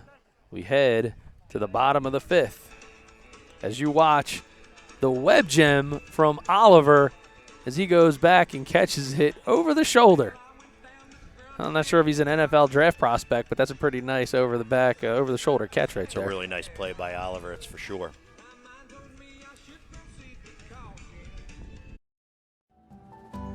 When it comes to taking care of your physical wellness, maintaining good health of your bones and muscles, you want a team of doctors you can trust and who hold themselves to the highest standards. At Premier Orthopedic Associates, we believe that you should live life at your best. Our team of non-operative and operative orthopedic specialists strive for the highest standards, exceptional outcomes, and happiest patients. Come and experience the Premier difference.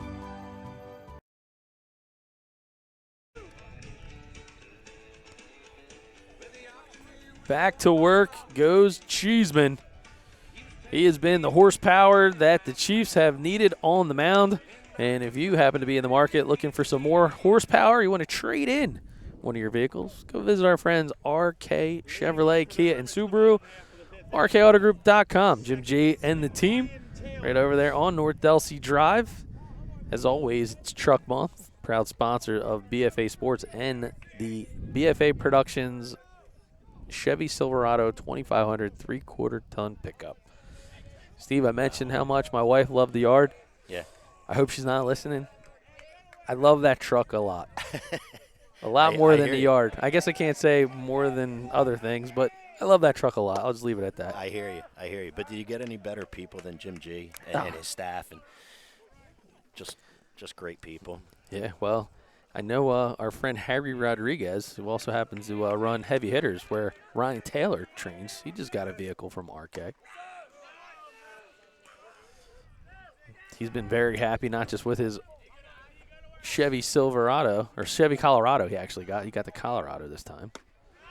He's been very happy with the results of Ryan Taylor, kid who has been absolutely on fire in the leadoff spot for the Hermits all year long with his bat.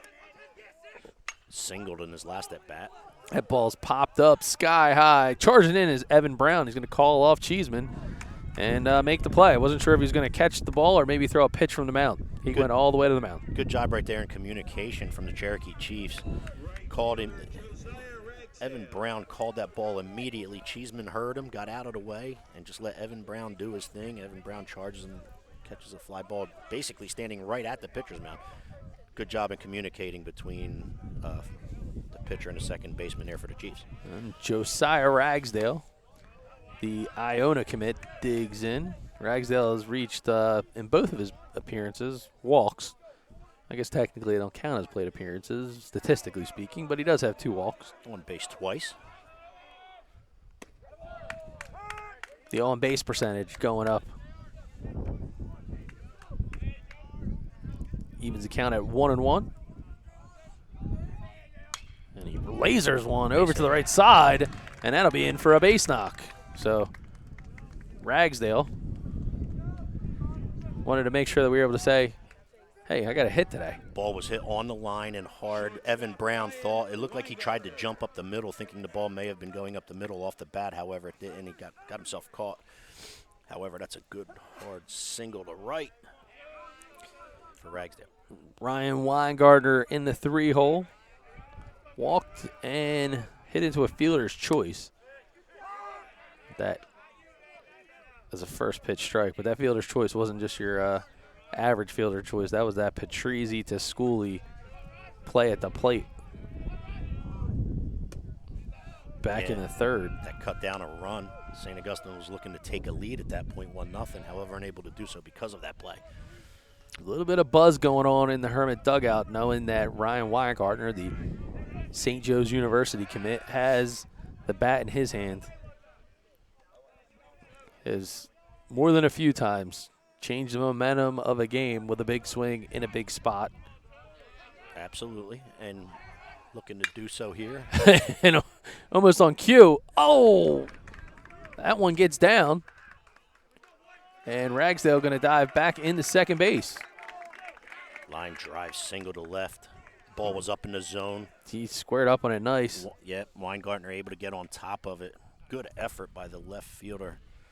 Yeah, Cruz just got out of his glove. Almost got the glove underneath of it. Well, one out, first and second, though, for St. Augustine. Back-to-back hard-hit balls by St. Augustine. And that's going to have Coach Petrani want to go out to the mound, and he's going to take the ball from Cheeseman, trying to give him a different look. But a nice job by that young man, Jeremy Cheeseman. Yeah, 2 balls hit hard, and Cheeseman is 88 pitches in at this point. And like you said, give him a different look, give him something that they haven't seen. See if they can, with 1 down here. All right, so that will give us a chance to step away. It's time for the Premier Orthopedic Group pitching change.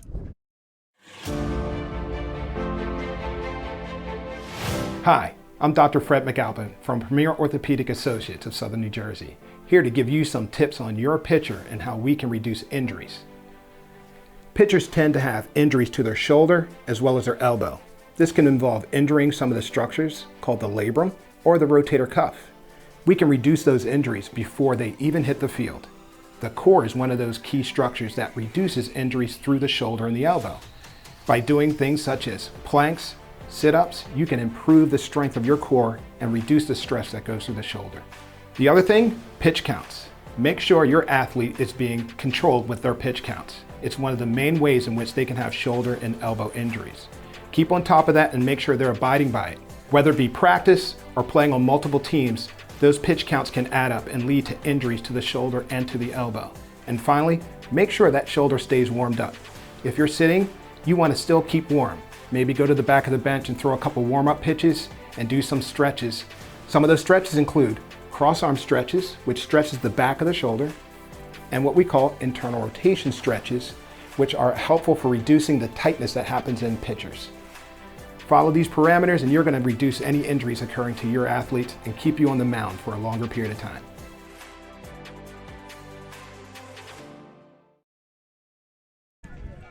Cherokee will give way to the southpaw, Shane Sachs. Another FDU commit. And the first batter he's going to face will be Kyle Neary after back-to-back base hits to spark the excitement for the Hermits. And their runner goes, and there's a cut throw to third, and he's safe. So the speed of Ragsdale and Weingartner, the double steal on the first pitch. They go on first movement, Steve. Yeah, Coach Bylone and St. Augustine, they just know what they know what they need to do in order to score runs, and that's be aggressive on the base paths. Sachs comes in the very first pitch he throws. He's got double steals from Weingartner and Ragsdale, and St. Augustine now has runners on second and third with only 1 down. Fires the near eye, breaking pitch. That one misses outside. Near eye, 0 for 1, is hit by a pitch in his last appearance. I'm sorry, it's hit by a pitch back in the first. That ball misses, and it's getting a little chippy. Yep, St. Augustine, a lot of noise coming out outside of the dugout, and again, you got to be careful with near eye. Still blustery wind blowing across the field right to left. Tough on a left-handed hitter for sure. Not much more favorable even for a power-hitting righty like Kyle Neary. Sachs delivers again, and he walks him. Don't look now, Steve Westcott. Yep. The bases are loaded. But we talked about the high-power offense that both of these teams have with the lineups that they have and the players in them. And, both these teams are capable of putting runs up on the board at any time from any part of their lineups. Center fielder Mason Dorsey walked back in the fourth. He struck out back in the first, and he takes the first pitch strike from Shane Sachs. And taking a look at the defense here, you can see the corners playing up for Cherokee. There's a good pitch, but not getting the call that time is Sachs. Yeah, middle infielders are midway, up in the corners. Ball hit to the middle of the field, they're going to be looking to turn 2. Ball hit to the corners, they're going to be looking to cut a run down at the plate. Quick meeting of the minds between Sachs and Schooley.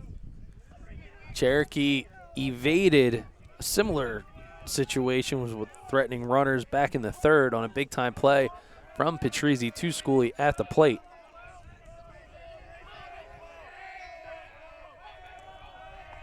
Fires again. Sachs seems to be a little bit short on his delivery, leaving some of the pitches up. Yep. And if you're St. Augustine, if you're a hitter for St. Augustine, you don't want to help him at this point. Good breaking pitch there by Sachs. Gets Dorsey to swing through it. Dorsey with that cut looking like he wanted to give St. Augustine a 1-run lead with that cut.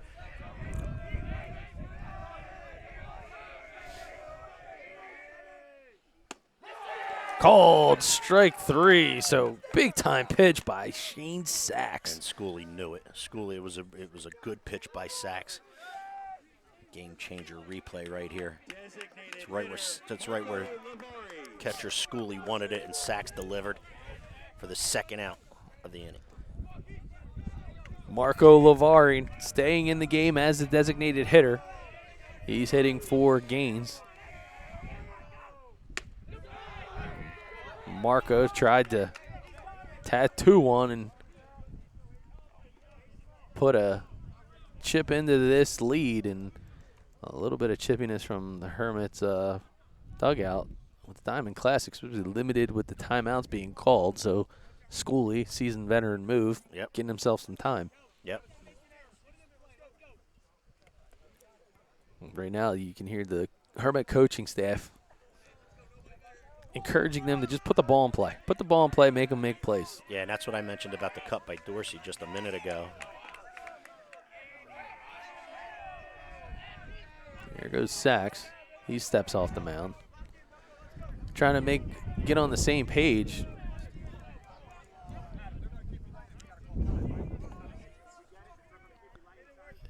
And it seems as if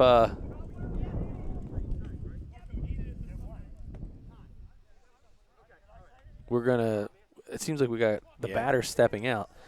So the chess play here is then have Schooley go out. He's like, okay, you want to do that? No problem. I'm going to go out and talk to my pitcher.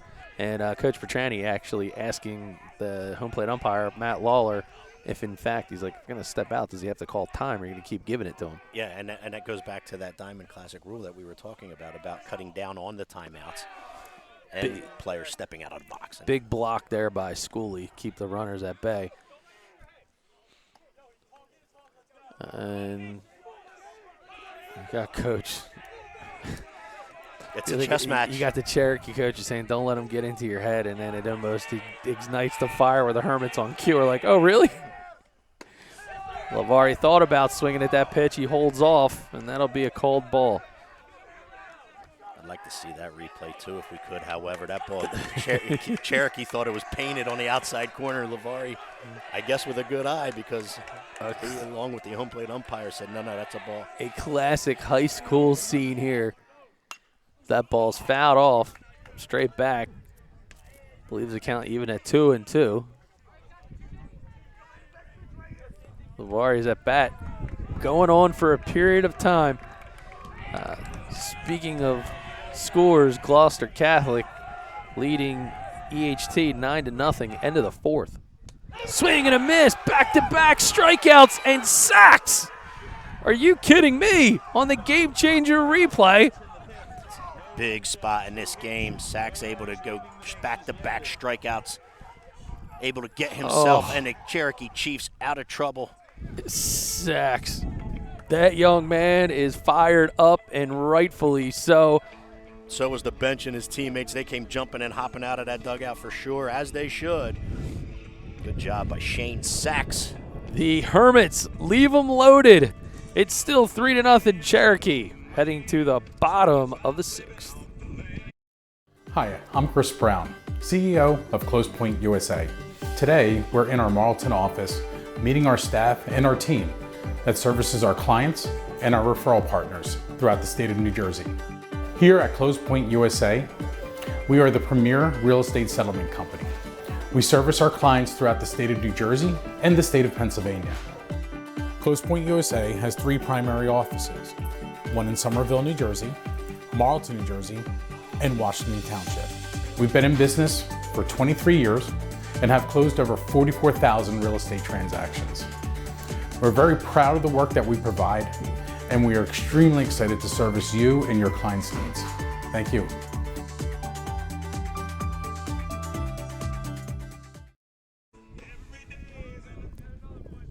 Back here in Richland, 3-0, the Chiefs with the lead, top of the 6th. For BFA Sports, Doug Stasic and my brother and another, Steve Westcott, in what has been a big-time spot for pitching this afternoon. Yeah, Shane Sachs comes in right there, back-to-back strikeouts, gets Cherokee out of trouble. And that ball was up and in, and that one caught him pretty good, unfortunately. Here you see it on the Game Changer replay, as we were even kind of hanging in there. It was a little slow.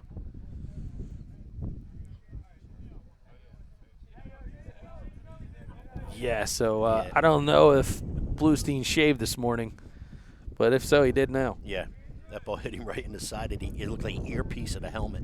Thankfully, could have been a lot worse, and it's not. Seems to be shaking it off, trying to convince Coach that he wants to stay in the game there. I think he's just kind of shaken up a little bit more than anything. Getting a pinch runner in for him here just to make sure he's okay. Now his cuff from his mouth. Let's see if we can we get some eyes on him. Yeah, he's bleeding out of his mouth, unfortunately. I love the competitive spirit in him. He's saying, I'm good. I want to go.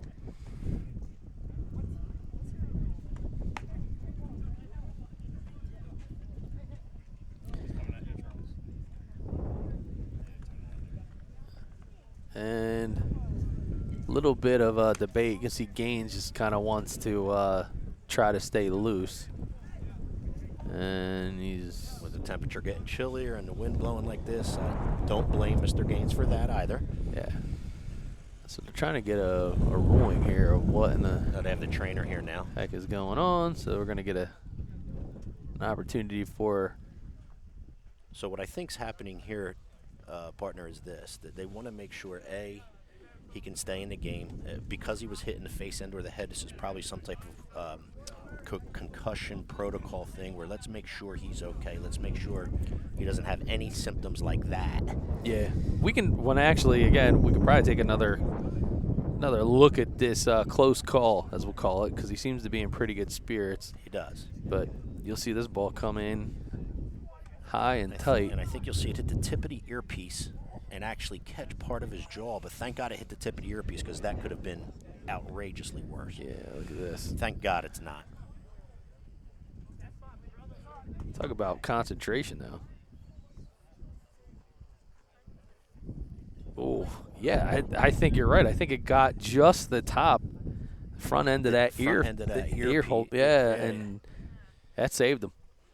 And Trainer Maz, he's affectionately known here in Hermitville, is helping him out, kind of with little butterfly action deals there. Young, tough kid. If that were me, I'd be out till, what is it, May? I'd be out till August. All right, so we're going to step aside for a quick break. We'll be right back in Richland. You're watching the Diamond Classic. When it comes to taking care of your physical wellness, maintaining good health of your bones and muscles, you want a team of doctors you can trust and who hold themselves to the highest standards.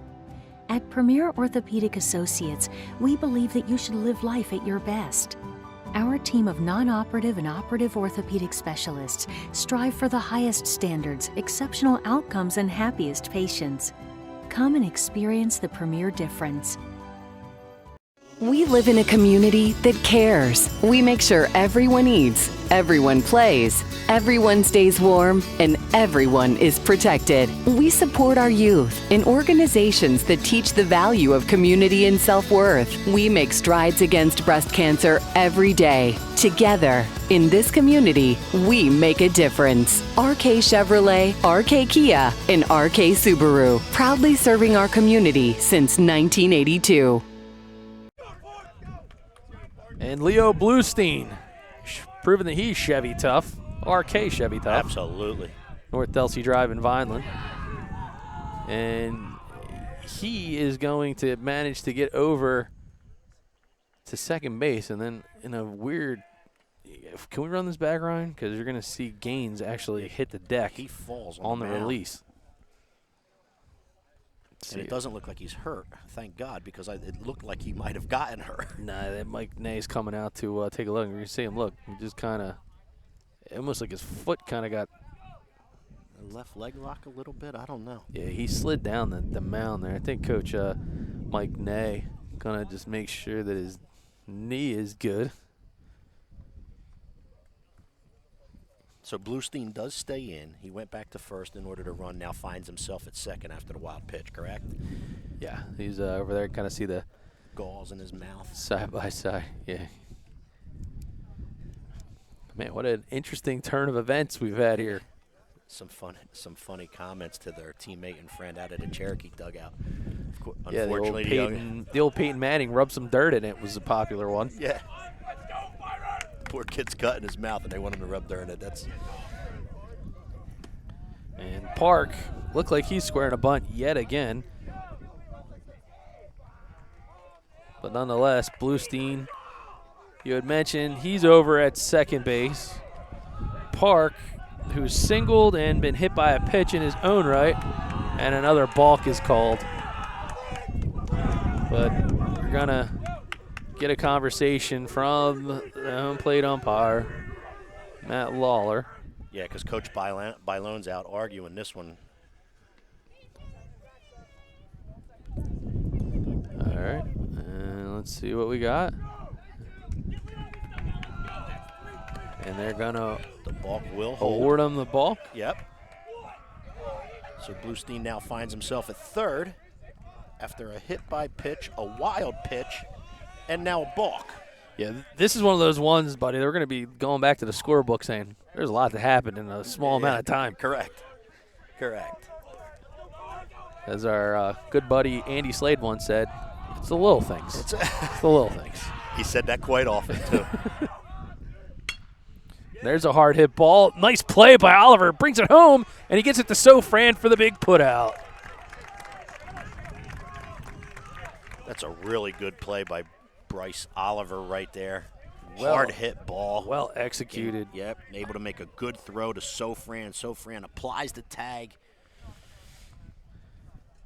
And after all of those little things, the St. Augustine able to cut down a run. Cherokee not able to tack on with their what would have been their fourth run of the game. So Park will get back. Oliver, he's done it again. And he's called safe over at first, so they'll get the lead runner. And we'll be able to take a quick look as Cruz ends up at first. This ball was a shot. This ball was hit hard right at Bryce Oliver. Unable to make the play in the air. However, once the ball hits the ground, he does get the force out at second. Throw to first on the attempted double play was late. However, another really nice play who's fielding that third base spot well is Bryce Oliver. Good call by the umpire, as we've shown on the Game Changer replay. So Cruz now will be the two-out base runner over at first as Evan Brown digs in. The temperature being a little bit chilly and these winds continuing to blow as they are. You find Oliver over there shaking his glove hand as if to say, yeah, it didn't feel so great. Because as I said, that ball was a shot to him right there by Cruz. Evan Brown now 0 for 3 on the afternoon.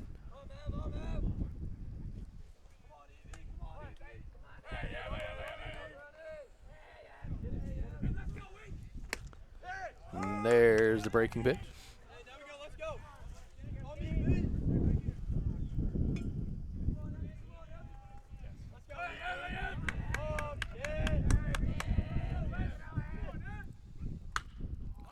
That ball sky high, going back towards the dugout. That's going to stay out of play this time. Top of the dugout. Off the top.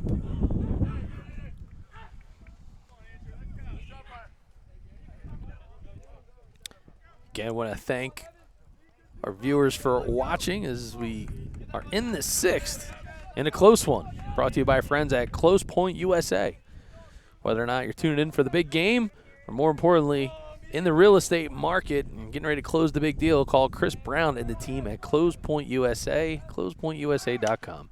And that ball is poked into center field, but making the play is going to be Dorsey. So Evan Brown flies out the end the 6th. So no runs, no hits, 1 runner left on, 3-0. The Cherokee Chiefs lead the St. Augustine Hermits here on BFA. It's a perfect day for baseball and the perfect time to call our friends at Perfect Turf to get your yard in championship season form. That's right, Josh Walters and his team, the official landscapers of BFA Sports, are waiting for your call to tell you all about their spring mulch specials. So don't run out and grab those bags. Grab the phone, call Josh and his team. They'll swing for the fences and make your yard look like the MVP.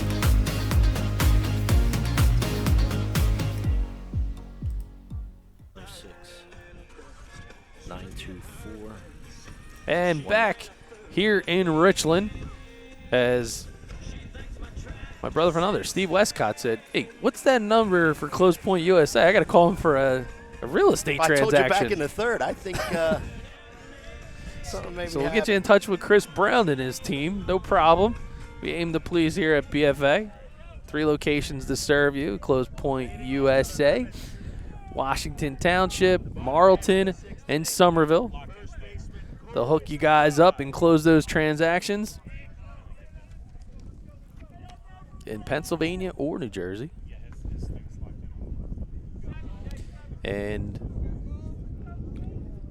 for the Hermits, it'll be Fry, Oliver, and Sofran due up, assuming no pinch hitters, as he'll face the lefty Shane Sachs. Pretty impressive stuff last inning, Steve. Yeah, Sachs was Cherokee found themselves into trouble. St. Augustine looking to answer and to try to cut into that 3-0 Cherokee Chief lead. However, Sachs comes in, strikeout to get out of the inning.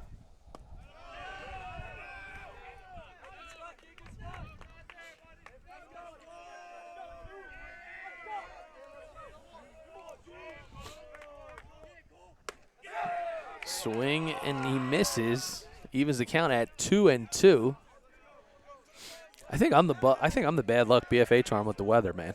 Every time I show up, it's windy, it's cold. Sachs misses that one. Well, I know the last time we were together, which was the Coaches versus Cancer tournament, it was a little chilly in Northfield that night as well. A little bit. Full count now. That one is laser fouled. Look out on that one. That went right into the dugout. It went like through the dugout over there.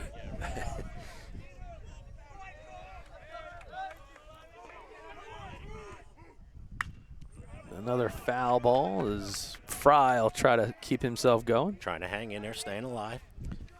Keeping himself alive in the at-bat.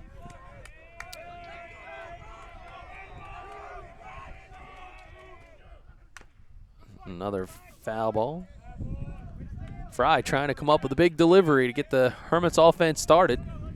If you're in Atlantic County, Northfield, Linwood area, why not call Joe Bunning, the Bunning Family Pharmacy? They bring the pharmacy home to you.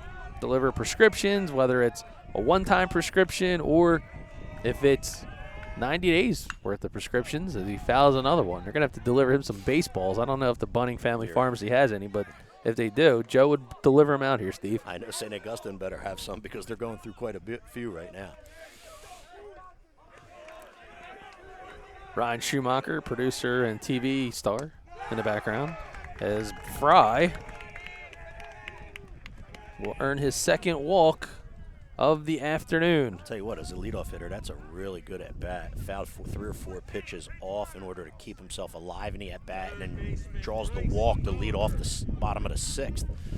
And we got a pinch runner for the Hermits.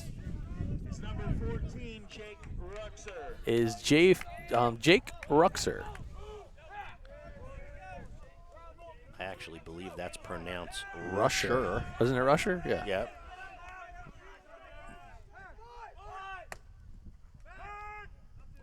Tries to throw the snap throw back to first. Not in time. And Rusher and the Rusher family have been part of the Hermits landscape here for quite some time. Jake, who's on first right now, is a pinch runner, had an older brother, Joe Rusher. Played a little bit of basketball here at St. Augustine for a short time period. Good family.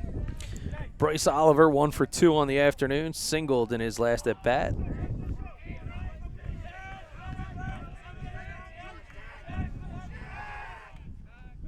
The obligatory throw back to first from Sachs.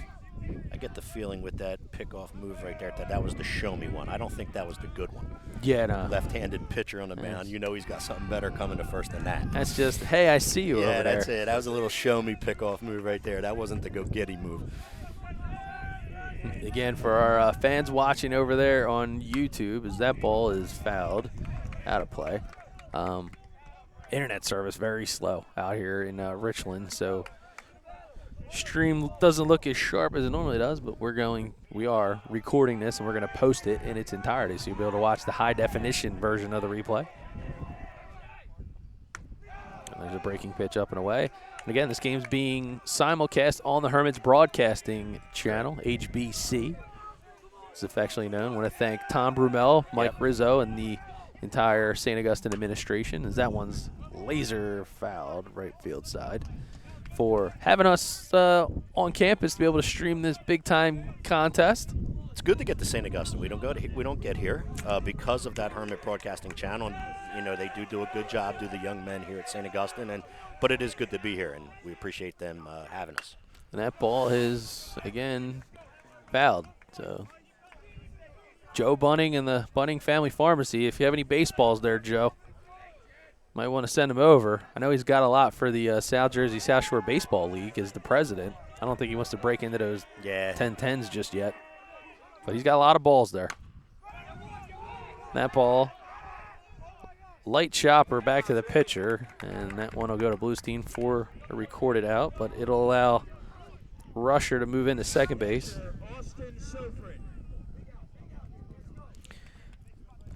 I'll tell you what, though, in regards to the Bunning Family Pharmacy, how much of a help, how much tremendous help they've been to BFA Sports and a lot of the South Jersey sports scene. They've been a partner with us, and we really appreciate everything they've done, that's for sure. As all of our sponsors. Oh, 100%. That's how we're able to continue to bring the broadcast right into everybody's home or where they want to watch it conveniently, free of charge. And there's so many people out there that really appreciate the way this comes through, and they're able to, on a cold day like this, if they can't get out for whatever reason, just able to watch their family members play the sport they love, and it's a great, great thing. I second that. And so Fran, his family being one of them, his older brother Anthony down at Washington College, and that one's line hammered through the right side. And so Fran gonna move Rusher all the way up to third, and the Hermits in business with runners at the corners after the single through the right side. Yeah, good piece of hitting. Kept his hands back, hit a pitch that was out over the plate, and hit it the other way. And as you said, there's only one down here in the sixth for St. Augustine. They now have runners on the corner, and if I'm not mistaken, they're going back to the top of the order, aren't they, partner? They've made it all the way back to the top, and that means Ryan Taylor is your tying runner. And he's at the plate. Coach Petronani coming out for a visit. Or, did I pronounce that right? You did. Okay.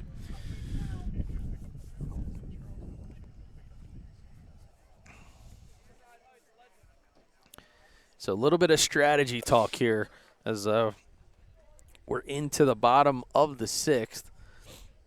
And now with some pinch runners, Coach Bailon going a bit deeper into the bench, realizing that they need to do everything they can to get the runners all the way around. And number 17 for the Hermits is in the ball game, and I have it as David Capuccio. Hopefully the voice of the Hermits, Willie Morris, will make an announcement and get that clarified for us. But I have it as David Capuccio. Ryan Taylor holds off on the first pitch, gets away, but Schooley able to keep it out in front. Rusher not going anywhere, and I can assume that Coach Bailon in this scenario is keeping him on a very short leash. Yeah, but I agree with the timeout by Coach Petronani, which is to discuss with his infielders and the catcher and the pitcher, what are we going to do if they do go? Knowing that St. Augustine is aggressive on the base paths, if that runner goes from first to second, are we on the same page as they're throwing all the way through? Are we cutting that ball off, or are we just going to let, you know what I mean? Yep. Good timeout to discuss that with his team so that they're on the same page. Taylor looking to have a good at-bat here for St. Augustine. And a good pass from Taylor. That ball goes way back, and it's gone! 3-run game-tying home run, none other than the heavy hitter, Ryan Taylor. I'll tell you what, partner, St. Augustine has been knocking on the door. They've been threatening in three of the four of the first 5 innings, unable to cash in, but Ryan Taylor says, let's cash in right now. Barrel, ball, gone. This one is a brand new game. What a piece of hitting by Ryan Taylor. You talk about another one of those players, partner, that just has the sense for the big time, for the spotlight. Ryan Taylor at the leadoff spot's another one of those players for St. Augustine, and boy, did he come through clutch right there for the Hermits. Came up big on the last BFA broadcast versus Egg Harbor Township when they were down 3-2 in one of their last at-bats. And now he turns around and he does it again here in the 6th. Just a flat-out bomb right there by Ryan Taylor.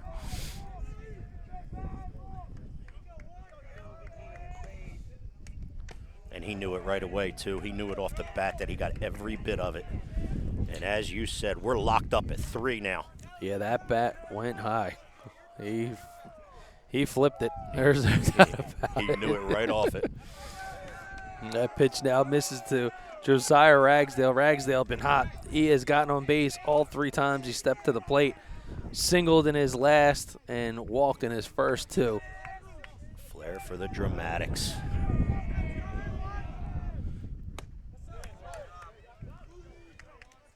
And that is a good way to answer the bell. Shane Sachs gets the strikeout, the second out of the inning.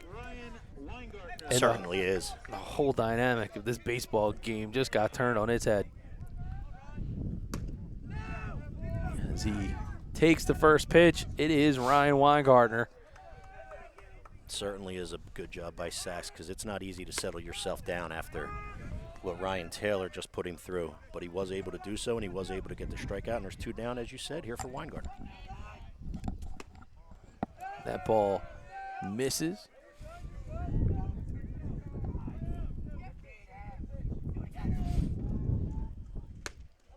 Big healthy hack by Weingartner. Quickly down in the count 1-2. And Weingartner, another guy that can hit for power in a hurry. Ball from Sachs misses. Full count now.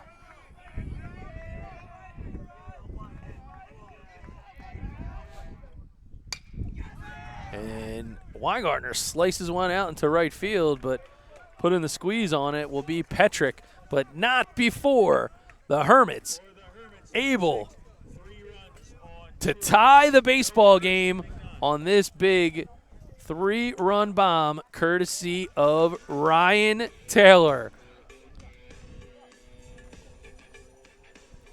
And like we said, folks, he knew it right off the bat.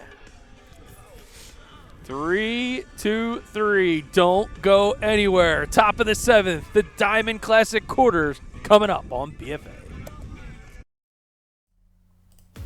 It's a perfect day for baseball and the perfect time to call our friends at Perfect Turf to get your yard in championship season form.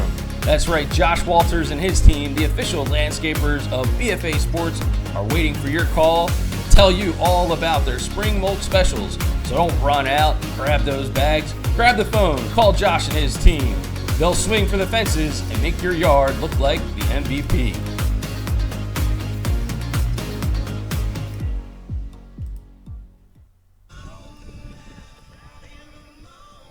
We head top of the 7th. We got a whole new ball game here on BFA. Ryan Taylor's 3-run long ball has been the difference maker, and we now are getting ready to have the Chiefs come to bat here in the 7th. Whole new deal now, partner. It's going to be Schooley, Patrizi, and Cheeseman to lead things off.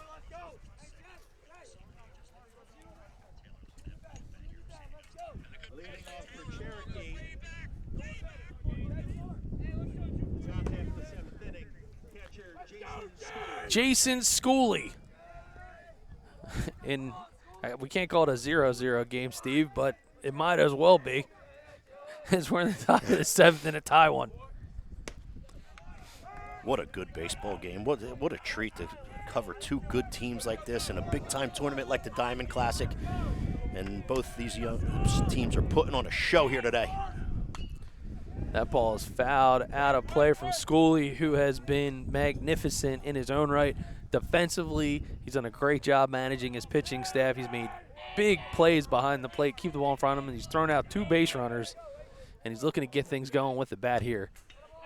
Yeah, he's done a really nice job today, especially on the defensive side, as you just addressed.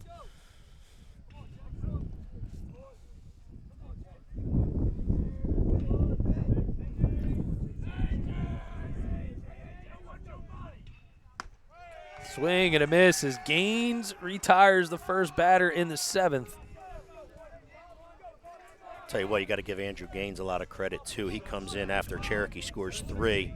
He comes in and has basically shut them down for the last 3+ innings, doing a nice job keeping that lead at 3-0 so that St. Augustine could come back and tie it up, which they did. Gaines doing a really nice job on the hill for St. Augustine. As Patrizi fouls the first pitch, offering back out of play. He singled in his last at bat. It's flown out to right, and he's walked, making him 1 for 2 on the afternoon with a pair of stolen bases. Getting him on base right now, it's got to be mission critical for Cherokee. Yeah, he's had a good day in both aspects of the game, both in the field and up the bat. You're right. Done a really nice job today as Dom Patrizi.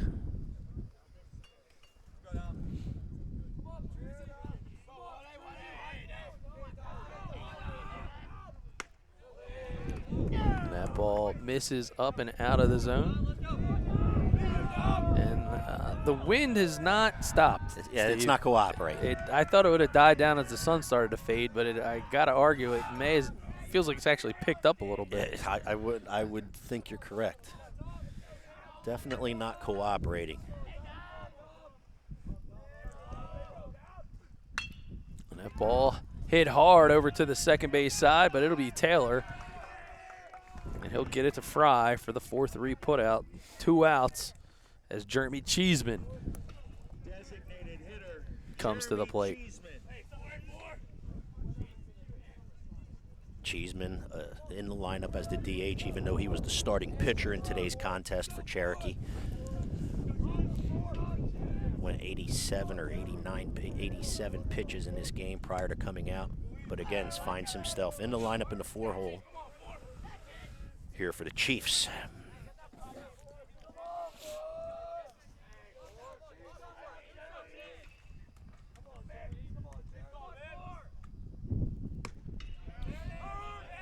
Called strike to Cheeseman. I'll tell you what, we talked about the velo and for both of these pitchers, especially Cheeseman when he was on the mound. I'll tell you right now, Gaines can bring it too. Oh. Yeah, he's done a really good job, especially mixing in these pitches, given the fastball seemed to be even more effective. Just jumps out of his hand when you line it up with the changeup. I mean, I would think he's in that 90-mile-per-hour range here as well with what I'm saying.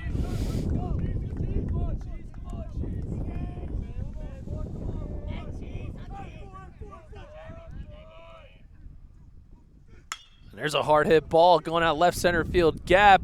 Trying to make the play is near eye, and it's going to get by him. Cheeseman, he's going to wheel into second, and it'll be a stand-up double. That ball was crushed.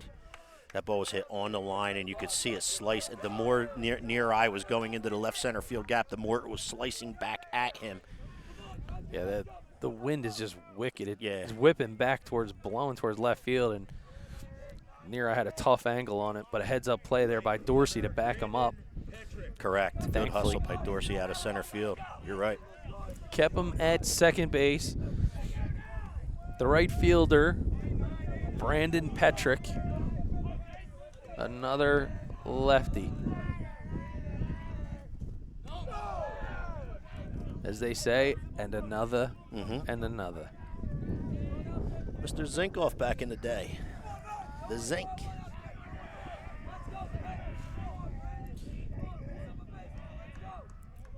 3-3 ball game here in the 7th as Petrick takes a Paul Bunyan-like hack at that one. Absolutely. You think we're aging ourselves, partner? A little bit. If you mention the Zinc to any one of these kids on this diamond right now, would I never know what we were even talking about? Only if they're Sixers fans. Ball misses up and in. Petrick now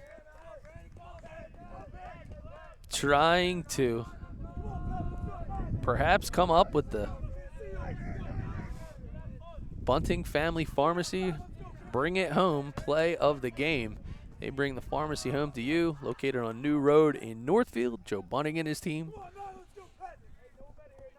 bringing home prescriptions, coordinating with your doctor, or even changing over your pharmacy now. They'll make all the calls. They make it easy. Another foul ball. I want to thank everybody for tuning in on the BFA live stream YouTube page, and those of you perhaps watching the simulcast on Hermit's Broadcasting. Thanks for tuning in. And oh, how we've had some crazy innings. That ball's fouled out of the box. Yeah, this has been a good one, partner, for sure. Oh, definitely living up to the billing. Cherokee was able to keep the Hermits at bay for a while. A couple big-time plays. Patrizzi to Schooley at the plate. Hermits left runners on, had runners thrown out at second base. Just kept chipping and chipping, and the next thing you know, Ryan Taylor, 3-run bomb in the 6th. He's tied this one up. Called strike 3. Yeah, that's a big-time pitch by Gaines right there. He paints the outside corner. Your game-changer replay. Paints the outside corner with that off-speed pitch. It was a nice job getting St. Augustine out of the top of the 6th. Bottom 7 coming up 7th. Here on BFA.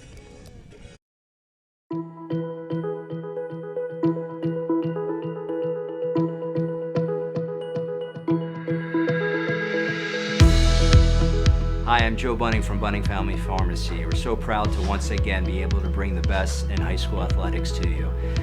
Once again, partnering up with BFA Productions, and we're giving you that virtual front row seat at home. Thank you so much, and enjoy the game.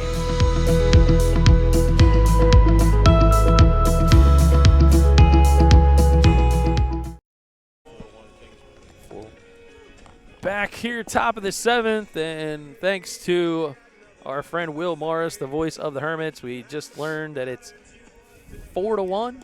I believe that's what he said. Kingsway over Shawn E. Correct. As they head into the 7th, and a final from Egg Harbor Township as Gloucester Catholic is able to win that one 11-1 in 5 innings, and now make that a final.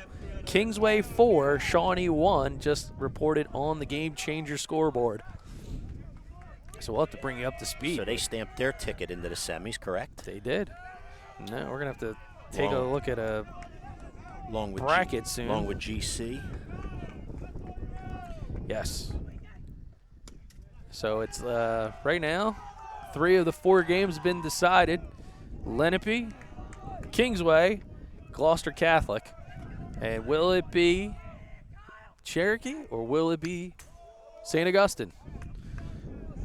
Shane Sachs is on the hill and facing Kyle Neary. He's got him in a 2-1 count. It's not a shock that Gloucester Catholic's still winning baseball games, is it? I mean, not with Barth being the coach. Let me tell you something. We were doing an Egg Harbor Township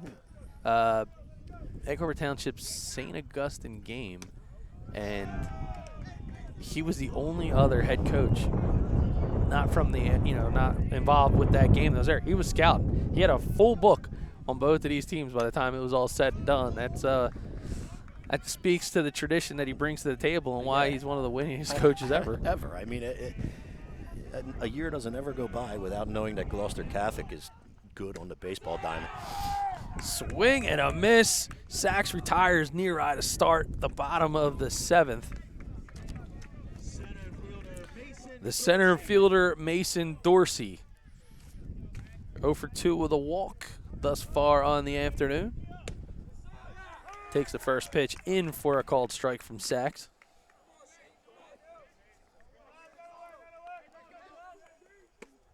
Another big swing there. So Lenape, the 7 seed, Gloucester Catholic, the 3, and Kingsway, the 4. Okay. And here we have 1 versus 8.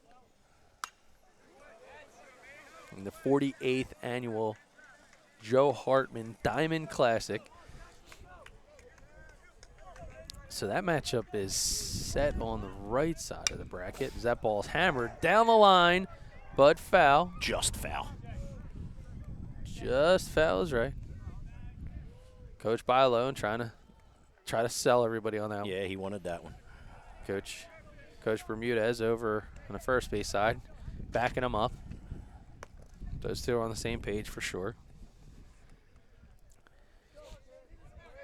Like Coach Bailone, Coach Bermuda has been doing this a long time as well. There's a good pitch from Sachs, but not going to get the call. Now 1-2.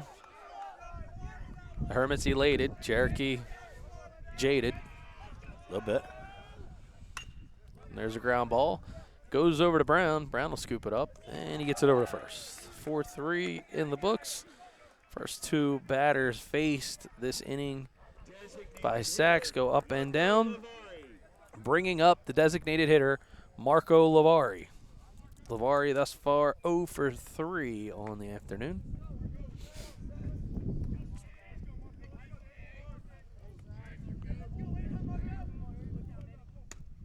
First pitch in from Sachs is a called strike.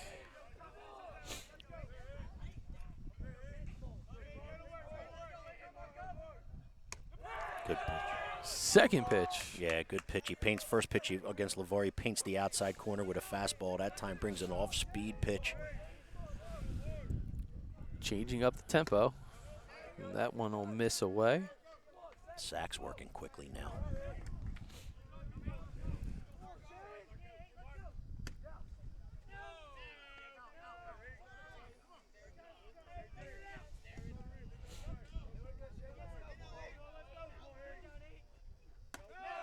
So Gloucester Catholic, Steve, will host Lenape, most likely on Saturday, we believe. And then the winner of this game awaits Kingsway. Swing and a miss. Struck him out. 2 strikeouts in the inning for Shane Sachs. The Hermits go down 1, 2, 3. That means we're going bonus baseball. We're going extra ones, partner. Coming up, the 8th inning and an update on the Diamond Classic seedings and tournament right after this. Hi, I'm Chris Brown, CEO of Close Point USA. Today, we're in our Marlton office meeting our staff and our team that services our clients and our referral partners throughout the state of New Jersey. Here at Close Point USA, we are the premier real estate settlement company. We service our clients throughout the state of New Jersey and the state of Pennsylvania. Close Point USA has 3 primary offices, one in Somerville, New Jersey, Marlton, New Jersey, and Washington Township. We've been in business for 23 years and have closed over 44,000 real estate transactions. We're very proud of the work that we provide, and we are extremely excited to service you and your clients' needs. Thank you.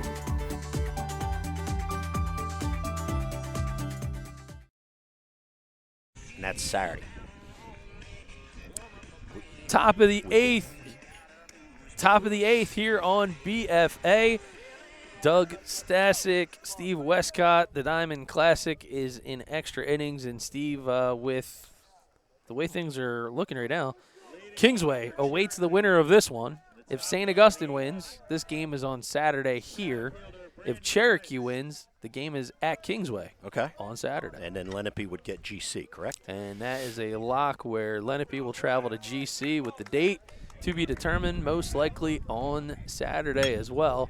And that's a good hard hit ball, but goes out to left field and drops in for a base hit.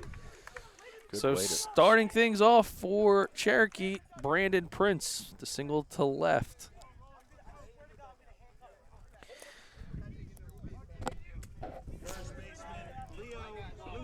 So Leo Bluestein, who walked away with less than a clean shave after taking a ball just off his lip in his last at-bat, he stays in the game and takes the first pitch for a called strike from Gaines. He's been hot. He's got an RBI single back in the fourth, and he scored a run. They're going to say he went through on that. Yeah, been on base 2 of his 3 times. As you stated, the RBI single and the hit by pitch. And again, thank God he's okay from that, because that. The runner goes. Here comes the throw. He is in there, and he's safe. So a nice move there by Prince. You see him on the game changer replay. Decided to slide on the outfield side of the bag, which was a slide good move. Is right. Also did a nice job holding on to the bag, not coming off it. So Bluestein in the hole, 0-2. And he manages to foul that ball out of play.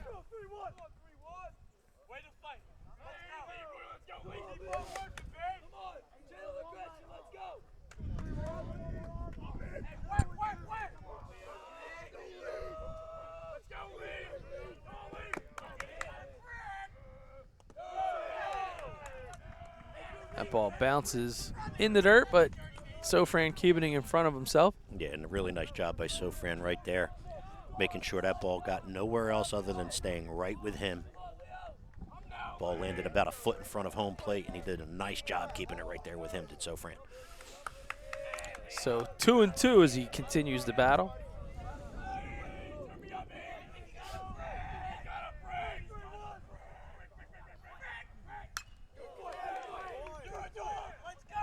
Good battle right here between Gaines and Bluestein.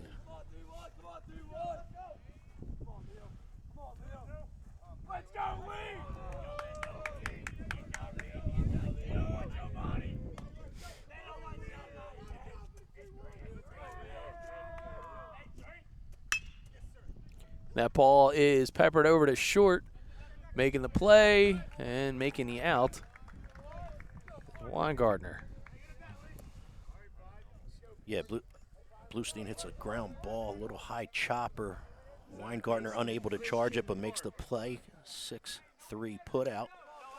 And more importantly, keeping Prince over at second base. Correct. He's unable to advance on the play.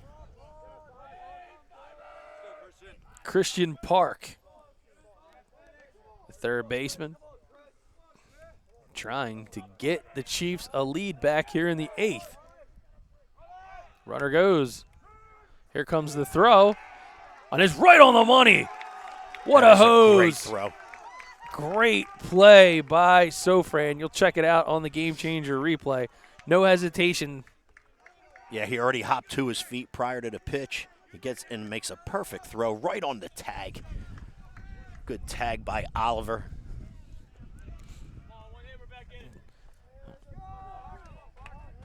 That's your second out of the top of the 8th. And there's a nice pitch to Park. Now 0-2. So Gaines locked in.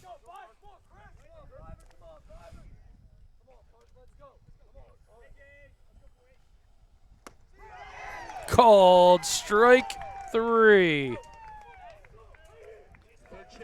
Gaines is feeling it a little bit right now, and his dugouts come out and letting him know. What a really good pitch right there. Off-speed pitch. He yanks Gets Park it. looking. 3-3. No runs, 1 hit, nobody left on. We head to the 8th. It'll be Fry, Oliver, and Sofran.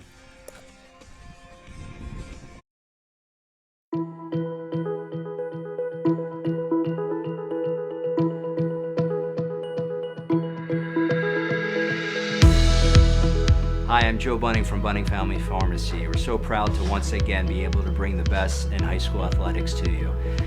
Once again, partnering up with BFA Productions, and we're giving you that virtual front row seat at home. Thank you so much and enjoy the game.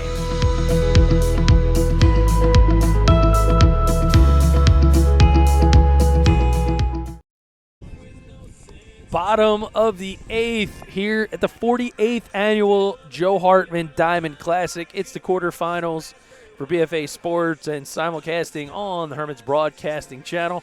Doug Stasic alongside my brother from another, Steve Westcott. Steve, it might be a little bit chilly, but man, it has been a hot one. Yeah, 2 really good teams, and living up to the billing is this one for sure. Cherokee gets 3 in the 4th. St. Augustine gets 3 in the 6th. And that's where we are, deadlocked at 3 in the bottom of the 8th.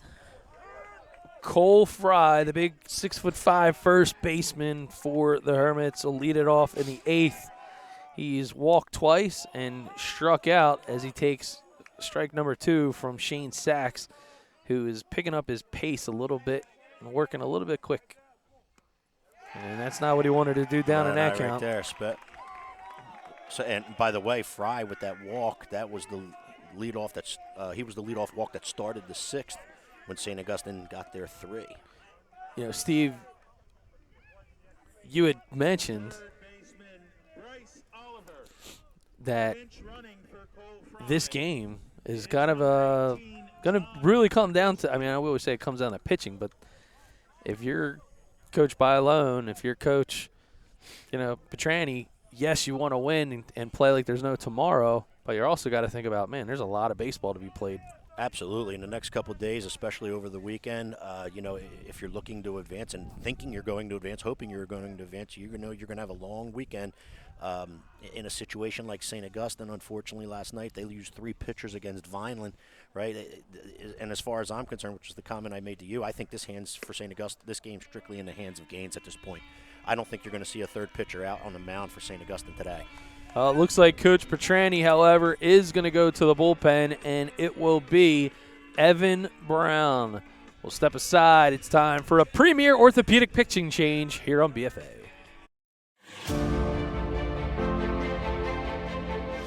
Hi, I'm Dr. Fred McAlpin from Premier Orthopedic Associates of Southern New Jersey, here to give you some tips on your pitcher and how we can reduce injuries.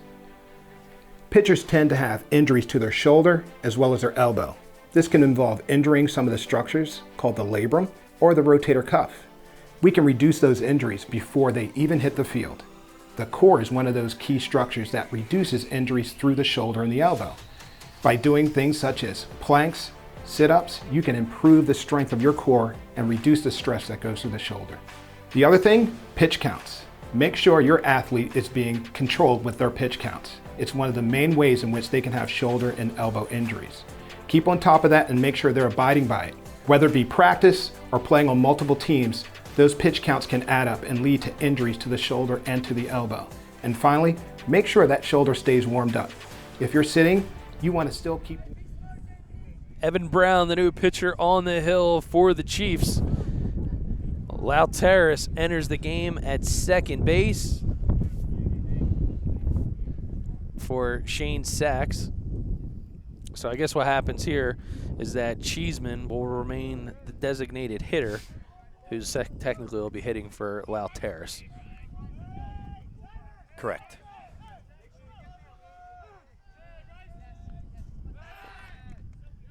And Hermit's wasting no time, Steve, as they're showing bunt with Bryce Oliver trying to earn the walk-off here. And he's going to take that one. Snap throw back to one. Almost gets away. But I'll tell you what, he got caught a little runnerish right over there. Bluestein able to bring it back. If Schooley was able to get that ball on the inside part of the foul line, not the outside part, that would have been a really close play at first right there. And the Hermits bringing in number 18 for a pinch runner for Cole Fry over at first. And I believe that'll be the end of the day for Cole Fry, as he already re-entered the game once. John Podgorski.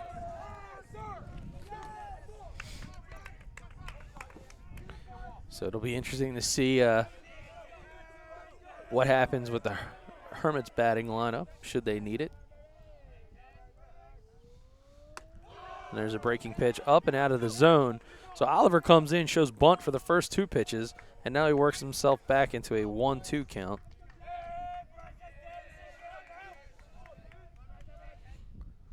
And that ball's popped up, shallow right field. Getting underneath of it and making a squeeze is Petrick. So Petrick able to make that play with ease. And the catcher, Austin Sofran. Good communication again by Cherokee right there, second baseman. Latoris was going back, getting caught off by Petrick. Petrick makes the play. That ball's lifted out. Sofran sending it back to left center field, and it's off the wall. Rounding the bases. This could be it. And they hold him up at third, Podgorski. So Coach Bailone holding up the runner over at third base. Sofran thought he ended the game. Wait. And a little bit of pause in the action here. We're going to have fielders interference here. They're going to say the third baseman interfered with Cole Fry rounding third, and they're going to give him home. And the game is over. The game is over on a defensive interference call, and the Hermits have walked it off. That is unbelievable the way this game just finished. All right, let's see if we can run this back. Let's see if we can get this. Did we get the runner coming around the base? So here's the Sofran hit the ball so hard to the gap. He figured this is over. Like, he's scoring. And now you see Podgorski come across right here, slowing it down.